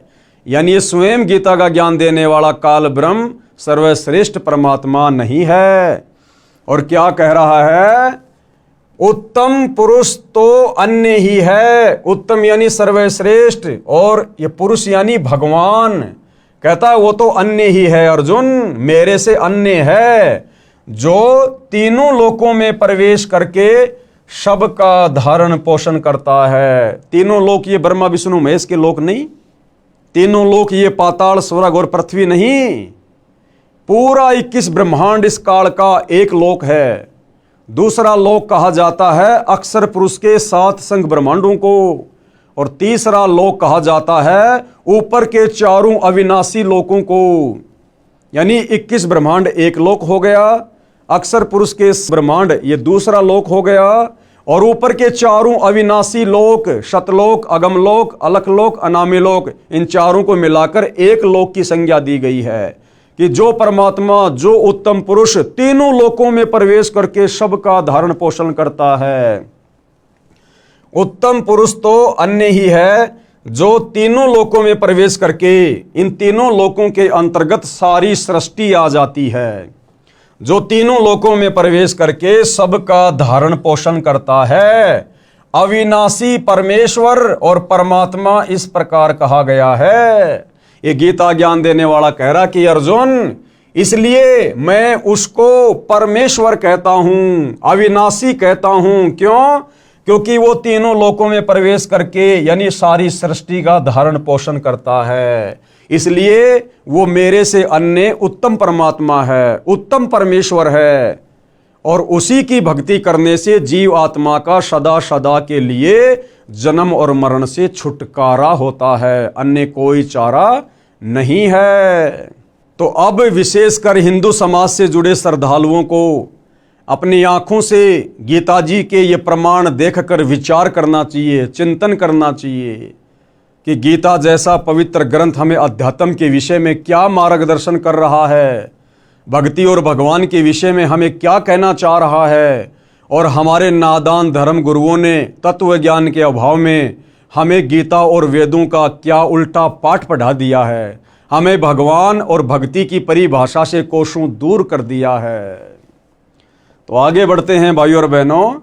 गीता अध्याय 2 श्लोक 17 की फोटोकॉपी, यानी फिर से गीता का ज्ञान देने वाला ये काल ब्रह्म, ब्रह्मा विष्णु महेश का पिता, दुर्गा का पति, अपने से अन्य उस परम अक्षर ब्रह्म की जानकारी दे रहा है, अपने से अन्य उस सर्वश्रेष्ठ परमात्मा के विषय में बता रहा है।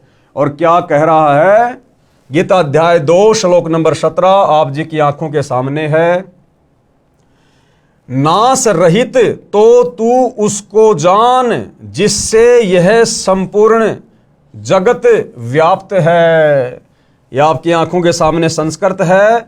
अविनाशी, अविनाशी यानी नाश रहित, जिसका कभी विनाश नहीं होता। अविनाशी तू तत्विधि येन इदम सर्वम, यानी हे अर्जुन, नाश रहित यानी कभी जिसका नाश ना हो, नाश रहित तो तू उसको जान जिससे यह संपूर्ण जगत व्याप्त है। यानी हे अर्जुन, तू अविनाशी यानी नाश रहित भगवान यानी परमात्मा उसको जान जिसने सारे संसार की रचना की है।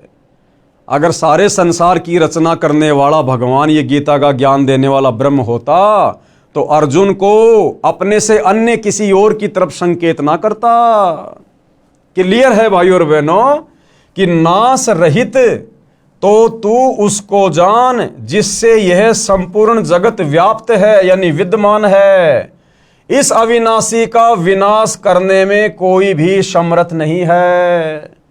क्लियर कर दिया गीता के ज्ञान देने वाले ने, जिसको हिंदू समाज अपना भगवान मानता है।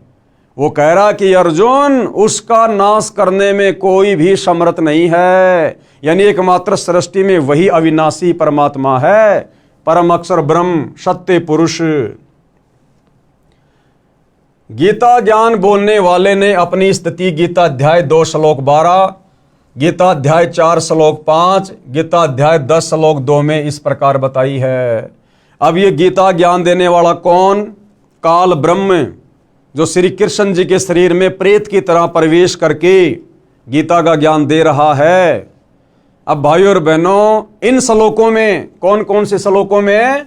गीता अध्याय 2 श्लोक 12, गीता अध्याय 4 श्लोक 5 और गीता अध्याय 10 श्लोक 2 में अपने विषय में कह रहा है ये काल ब्रह्म कि अर्जुन, तेरे और मेरे बहुत से जन्म हो चुके हैं। तू भी जन्मता है और मरता है, मैं भी जन्मता हूं और मरता हूं। यानी ये गीता का ज्ञान देने वाला भगवान अविनाशी नहीं है। अविनाशी कौन है उसके विषय में तो इसने ऊपर के श्लोक में बता दिया कि अविनाशी तो उसको जान जिसको मारने में कोई भी समर्थ नहीं है। और अब ये गीता का ज्ञान देने वाला काल ब्रह्म गीता अध्याय 2 श्लोक 12, गीता अध्याय 4 श्लोक 5 और गीता अध्याय 10 श्लोक 2 में अपनी स्थिति बता रहा है जन्म और मरण के विषय में। कह रहा कि मैं अविनाशी नहीं हूं, मेरे तो जन्म और मृत्यु होती है। अब बताओ भाइयों और बहनों, जिसकी खुद की जन्म और मृत्यु हो, फिर वो कैसे परमात्मा हो सकता है? ध्यान से पढ़िएगा। पेश है गीता अध्याय 2 श्लोक 12, गीता अध्याय 4 श्लोक 5 और गीता अध्याय 10 श्लोक 2 की फोटोकॉपी। देखो भाइयों और बहनों, आज तक के भक्ति इतिहास में हमारे किसी भी धर्म गुरु ने, किसी भी आचार्य और शंकराचार्य ने, किसी भी कथावाचक ने या किसी भी धर्म के किसी भी गुरु ने हमें इन धर्म शास्त्रों को इस प्रकार से अध्याय बताकर, श्लोक बताकर, उंगली रख रख कर हमें इस प्रकार से नहीं समझाए, क्योंकि इन लोगों के पास में तत्व ज्ञान का अभाव था। इन चारों वेदों में, गीता जी में, कुरान, तौरेत, जबूर, इंजिल, बाइबल, इनमें कंप्लीट अध्यात्म का ज्ञान नहीं है। तो जब हमारे धर्म गुरुओं को ही कंप्लीट अध्यात्म का ज्ञान नहीं था, तो भला वे हमें क्या बताते, क्या समझाते? और जैसा उन्होंने अपनी बुद्धि स्तर से इन धर्मशास्त्रों को समझा आधा अधूरा, वही आधा अधूरा ज्ञान इन्होंने समाज में पेश कर दिया। और हम नादानों ने उनको संस्कृत के ज्ञाता मानकर, अध्यात्म के मार्गदर्शक मानकर, उनके द्वारा बताए गए आधे अधूरे ज्ञान को हमने सर्वश्रेष्ठ ज्ञान मानकर स्वीकार कर लिया, जिस कारण से हमारी मुक्ति नहीं हो पा रही। हमारे पूर्वज शरीर छोड़ने के बाद शास्त्र विरुद्ध साधना करने के चलते प्रेत योनि में चले गए। आज उनके श्राद्ध निकलवाए जा रहे हैं। श्राद्ध निकलवाने का मतलब है हमारे जो पूर्वज हैं वो भूत बने हुए हैं, भूत। तो भाइयों और बहनों, अब हमें वो सर्वश्रेष्ठ भक्ति सतगुरु रामपाल जी के सानिध्य में प्राप्त हुई है, जिस सत भक्ति को करके ना हमने भूत बनना, ना प्रेत बनना, ना हमने भ्रमना भटकना, ना हमने नरक में जाना, ना हमारा कभी जन्म होगा, ना कभी फिर हमारी मृत्यु होगी। और हम सदा सदा के लिए परम अक्षर ब्रह्म सत्य पुरुष कबीर देव जी के लोक में, सत्य लोक में चले जाएंगे, जहां पर हमें सर्व सुख प्राप्त होंगे। तो अब यहां गीता अध्याय 2 श्लोक 12, गीता अध्याय 4 श्लोक 5 और गीता अध्याय 10 श्लोक 2 में ये गीता ज्ञान देने वाला भगवान स्वयं की स्थिति के बारे में बता रहा है कि भैया मेरी भी जन्म और मृत्यु होती है अर्जुन। ध्यान से देखिए भाइयों और बहनों, गीता अध्याय 2 श्लोक 12 की फोटोकॉपी आप भाई बहनों की आंखों के सामने है। गीता अध्याय 2 श्लोक 12,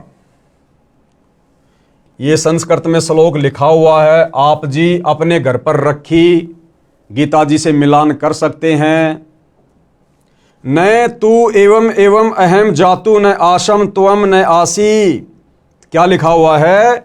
न तो ऐसा है कि मैं किसी काल में नहीं था। अब इसका क्या मतलब है भाइयों और बहनों? ये गीता ज्ञान देने वाला काल ब्रह्म, दुर्गा का पति, ब्रह्मा विष्णु महेश का पिता, ज्योति निरंजन क्या कह रहा है अर्जुन को? न तो ऐसा है कि अर्जुन ऐसा भी नहीं है कि मैं किसी काल में नहीं था, यानी मैं हर समय रहता हूं, यानी मेरा जन्म होता रहता है। न तो ऐसा ही है कि मैं किसी काल में नहीं था, अथवा तू नहीं था, अथवा ये राजा लोग नहीं थे, क्योंकि महाभारत के युद्ध में बहुत सारे राजा लोग खड़े हुए थे, उनके विषय में कहा जा रहा है कि अर्जुन न तो ऐसा है कि किसी भी काल में मैं नहीं था या तू नहीं था या फिर ये राजा लोग नहीं थे, और न ही ऐसा ही है कि इससे आगे हम सब नहीं रहेंगे, यानी आगे भी हमारे जन्म होते रहेंगे, हम मरते रहेंगे और हमारे जन्म होते रहेंगे। आगे चलिए गीता अध्याय 4 श्लोक 5 की फोटोकॉपी। ये गीता अध्याय 4 श्लोक 5 की फोटोकॉपी है भाइयों और बहनों। पीडीएफ में थोड़ा क्लियर नहीं आ रहा है, इसलिए दास ने साइड में उसकी फोटोकॉपी लगा दी है। आप जी गीता अध्याय 4 श्लोक 5 को देख सकते हैं। इसमें गीता ज्ञान देने वाले काल ब्रह्म ने बिल्कुल क्लियर कर दिया अपने जन्म के विषय में। और क्या कह रहा है?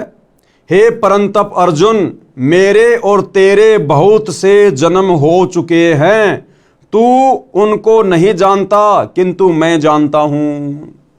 क्लियर कर दिया है गीता ज्ञान देने वाले ने कि मेरा जन्म और मृत्यु होती है, कि हे परंतप अर्जुन, तेरे और मेरे बहुत से जन्म हो चुके हैं, किंतु उन सबको तू नहीं जानता, मैं जानता हूं। यानी गीता ज्ञान देने वाले भगवान इस काल ब्रह्म की भी मृत्यु होती है और इसके जन्म होते हैं। और भाइयों और बहनों, जो जन्म और मृत्यु में है वो कभी भी हमारा जन्म और मृत्यु का रोग समाप्त नहीं कर सकता। जो जन्म और मृत्यु में है वो परमात्मा नहीं हो सकता, परमेश्वर नहीं हो सकता। इसीलिए गीता ज्ञानदाता काल ब्रह्म ने उस परम अक्षर ब्रह्म को अविनाशी की संज्ञा दी गई है कि नाश रहित तो उसको जान जिसको मारने में कोई भी सक्षम नहीं है। तो गीता अध्याय 4 श्लोक 5 की फोटोकॉपी ने बिल्कुल क्लियर कर दिया है। अब लास्ट में आपको दिखाते हैं भाइयों और बहनों, गीता अध्याय 10 श्लोक 2 संस्कृत आपके सामने है और क्या लिखा हुआ है, मेरी उत्पत्ति को कौन कह रहा है, ये काल ब्रह्म गीता का ज्ञान देने वाला, कि मेरी उत्पत्ति को, उत्पत्ति यानी जन्म लेने की प्रक्रिया को, तो जिसकी उत्पत्ति होती है भाइयों और बहनों उसका विनाश भी होता है, यहां का नियम है। तो काल ब्रह्म खुद कह रहा है कि मेरी उत्पत्ति को यानी जन्म लेने की प्रक्रिया को, अर्थात लीला से प्रकट होने को न देवता लोग जानते हैं और न ही महर्षि जन ही जानते हैं, क्योंकि ये काल ब्रह्म इन सबको अपने कंट्रोल में रखता है। ये किस ब्रह्मांड का स्वामी है, ये दुर्गा का पति है, ये गुप्त रहता है, किसी के सामने अपने ओरिजिनल रूप में नहीं आता, क्योंकि इसका विकराल चेहरा है, देखते ही आदमी का कलेजा फट जाए, क्योंकि इसको श्राप लगा हुआ है परम अक्षर ब्रह्म से, कबीर देव से। इसलिए ये गुप्त रहता है 21वें ब्रह्मांड में और सारा का सारा कार्य अपनी पत्नी दुर्गा और अपने तीनों पुत्रों ब्रह्मा विष्णु महेश के माध्यम से करवाता है। तो ये कह रहा है कि मेरी लीला से प्रकट होने की, अर्थात मेरे जन्म लेने की प्रक्रिया को न तो देवता लोग जानते हैं और न ही महर्षि जन जानते हैं। अब भाइयों और बहनों, ब्रह्मा विष्णु महेश से भी इसने सच्चाई को छुपा रखा है कि यदि मेरे विषय में इस सच्चाई का मेरे तीनों पुत्रों को पता चल गया तो ये मेरे लिए कार्य नहीं करेंगे। ब्रह्मा जीवों की उत्पत्ति नहीं करेगा, विष्णु उनका पालन पोषण नहीं करेगा और फिर अंत में शंकर जी तमोगुण के प्रभाव से उनको मार मार के मेरे पास भोजन के लिए नहीं भेजेगा। इसलिए ये काल गुप्त रहता है और सारा कार्य धोखे में रखकर अपने तीनों पुत्रों को मैनेजर बनाकर करवा रहा है। इसलिए कह रहा है कि मेरी उत्पत्ति को, अर्थात लीला से प्रकट होने को न तो देवता लोग जानते हैं और न ही महर्षि जन ही जानते हैं, क्योंकि मैं सब प्रकार से देवताओं का और महर्षियों का भी आदि कारण हूं। यानी 21 ब्रह्मांड में इस काल के अंतर्गत जितने भी देवी देवता हैं, ब्रह्मा विष्णु महेश है, ये महर्षि जन है, ये सब इस काल के अधीन हैं, इनकी पहुंच काल तक नहीं है। इसीलिए तो भाइयों और बहनों, आज तक ये अध्यात्म ज्ञान बिल्कुल 0/0 था। किसी ने भी परमात्मा के विषय में सटीक जानकारी नहीं दी, जिससे भी पूछा उसी ने बता दिया परमात्मा तो निराकार है, क्योंकि सब काल के नीचे हैं और ये गुप्त रहता है, किसी के सामने नहीं आता। इसलिए अपनी असलियत बताने के लिए दुर्गा को भी मना कर रखा है कि मेरे विषय में यदि किसी को सच्चाई बता दी तो मेरे से बुरा और कोई नहीं होगा। ये आप जिस सृष्टि रचना को पढ़ेंगे तब पता चलेगा। इसलिए इस 21 ब्रह्मांड के सभी प्राणी ब्रह्मा विष्णु महेश से ज्ञान प्राप्त, ये नीचे के ये महर्षि जन, साधु संत महात्मा, ये सब लोग भ्रमित हैं भक्ति और भगवान को लेकर। आगे बढ़ते हैं भाइयों और बहनों, इन श्लोकों में स्पष्ट किया है कि हे अर्जुन, तेरे और मेरे बहुत जन्म हो चुके हैं। कौन कह रहा है? गीता का ज्ञान देने वाला ये काल ब्रह्म। इन श्लोकों में स्पष्ट किया है कि हे अर्जुन, तेरे और मेरे बहुत जन्म हो चुके हैं, तू नहीं जानता, मैं जानता हूं। मैं और ये राजा लोग तथा तू पहले भी जन्मे थे, आगे भी जन्मेंगे। अब भैया जिसका जन्म और मरण है वो भगवान कैसे हो सकता है? खुद गीता ज्ञान देने वाला काल ब्रह्म स्वीकार कर रहा है। मेरी उत्पत्ति को न ऋषिजन जानते हैं न देवता जानते हैं। हम रामपाल दास व अनुयायी गीता का आदेश पालन करते हुए उसी परमेश्वर की शरण में जा चुके हैं। हम परम अक्षर ब्रह्म यानी सत्य पुरुष जी को इष्ट रूप में प्रतिष्ठित करके अपने धर्म कर्म तथा पूजा साधना करते हैं। अन्य विश्व के सभी धर्मों व देवों का सम्मान करते हैं। दास यानी लेखक कौन? सतगुरु रामपाल जी। आप हिंदू साहिबानों व विश्व के सब मानव से प्रार्थना करता हूं कि आप भी अविलंब उसी की शरण में जाओ। किसकी शरण में? परम अक्षर ब्रह्म की शरण में, जिसकी शरण में जाने के लिए खुद गीता ज्ञानदाता, ये गीता का ज्ञान बोलने वाला काल ब्रह्म भी कह रहा है। आप सबका मानव जीवन धन्य हो जाएगा। धन्य होने का मतलब है पूर्ण मुक्ति हो जाएगी सदा सदा के लिए उस अविनाशी परमात्मा के अविनाशी लोक में, परम पुरुष के सनातन परम धाम में, सतलोक में चले जाएंगे सतगुरु रामपाल जी से शास्त्र अनुकूल सत भक्ति लेकर, और सदा सदा के लिए इस काल लोक से हमारा जन्म मरण का झंझट ही समाप्त हो जाएगा। दूसरी कोई भी भक्ति पूर्ण मुक्ति की संसार में नहीं है। फिर आगे सवाल खड़ा होता है, किसी ने सवाल किया है, क्या सवाल है? आप लेखक रामपाल दास के धर्म का क्या नाम है? इष्ट कौन है? साधना क्या की जाती है? किस शास्त्र को आधार मानते हो? तो पूज्य गुरुदेव भगवान क्या उत्तर दे रहे हैं? पुस्तक के प्रारंभ में मैंने अपना धर्म स्पष्ट कर दिया है। क्या? हमारा धर्म मानव है। यानी ये जितने भी धर्म हैं जो वर्तमान में प्रचलित हैं, हिंदू, मुस्लिम, सिख, ईसाई, जैनी, यहूदी, बौद्ध, सिख, ये तो हमारे धार्मिक धर्म गुरुओं की अज्ञानता का नतीजा है, जो समाज को इन शास्त्रों का निष्कर्ष निकालकर सत भक्ति नहीं दे पाए, जिस कारण से समाज धीरे धीरे सनातनी पूजा से हटकर संप्रदायों में बट गया, देवी देवताओं की पूजा में बट गया। तो ये जो तथाकथित धर्म है, ये तो हमारे नादान धर्म गुरुओं की देन है।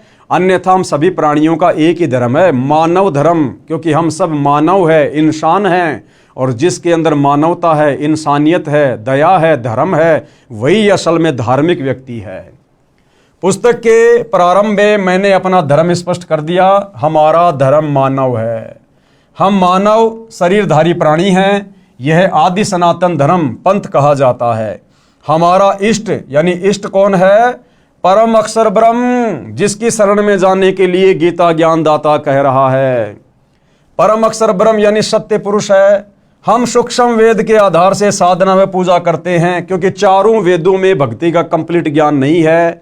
इसलिए पांचवा वेद सूक्ष्म वेद, उसकी रचना स्वयं परम अक्षर ब्रह्म धरती पर संत रूप में आकर करवाते हैं। उसमें कंप्लीट अध्यात्म का ज्ञान होता है, और फिर उस पांचवें सूक्ष्म वेद को समझाने के लिए वही परम अक्षर ब्रह्म सत्य पुरुष कबीर देव तत्वदर्शी संत बनकर धरती पर प्रकट होते हैं, जैसे कि वर्तमान में सतगुरु रामपाल जी। परम अक्षर ब्रह्म का नाम कबीर है। चारों वेद व गीता जी का ज्ञान सूक्ष्म वेद से लिया अधूरा ज्ञान है, परंतु जितना इनमें ज्ञान है वह सत्य है, सूक्ष्म वेद से मिलता है। हमारा धाम सत्य लोक है, यानी हम कहाँ के निवासी हैं? सतलोक के, जिसे सनातन परम धाम भी कहा जाता है। सनातन मतलब जो कभी भी विनाश में नहीं आता, और ये परम यानी सर्वश्रेष्ठ, और धाम यानी जगह, स्थान। कृपया पढ़े इसी पुस्तक के पेज नंबर 437 पर उन्हें साधकों की आत्मकथा, जो पहले हिंदू समाज में चल रही शास्त्रों की विपरीत पूजा करते थे, जिससे कोई लाभ नहीं हुआ।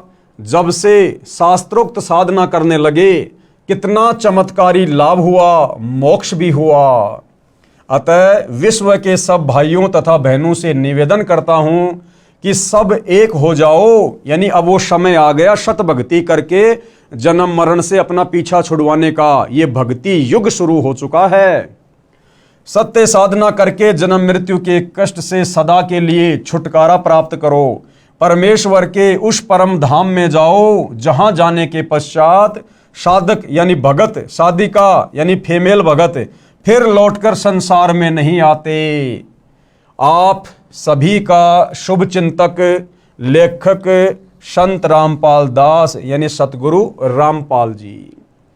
तो भाइयों और बहनों, हिंदू धर्म के सर्वश्रेष्ठ ग्रंथ पवित्र गीता जी ने भक्ति और भगवान की स्थिति को दर्शाते हुए उसके विषय में साफ साफ बताते हुए किसी प्रकार की कोई कमी नहीं छोड़ी है। आप और हमें मनुष्य जन्म प्राप्त हैं। हमें परमपिता परमेश्वर ने 84 लाख योनियों से भिन्न शरीर प्रदान किया है। विशेष हमारे को बुद्धि प्रदान की है, सोचने समझने की, सलाह लेने की हमारे को विशिष्ट परमात्मा ने यह तर्क शक्ति दी है। हम इन सभी चीज़ों का इस्तेमाल करते हुए इस अध्यात्म को जानने और पहचानने का धैर्यपूर्वक निष्पक्ष होकर प्रयत्न करें, प्रयास करें। तभी भाइयों और बहनों हम इस पुस्तक में लिखे गूढ़ ज्ञान को, सत्य ज्ञान को समझ पाएंगे और सतगुरु रामपाल जी की शरण प्राप्त करके अपनी आत्मा का कल्याण करवा पाएंगे। तो भाइयों और बहनों, पवित्र पुस्तक हिंदू साहिबान नहीं समझे गीता वेद पुराण, इस पर आज हमारा ये 3रे नंबर का वीडियो था और आज इस पुस्तक की भूमिका समाप्त हो चुकी है।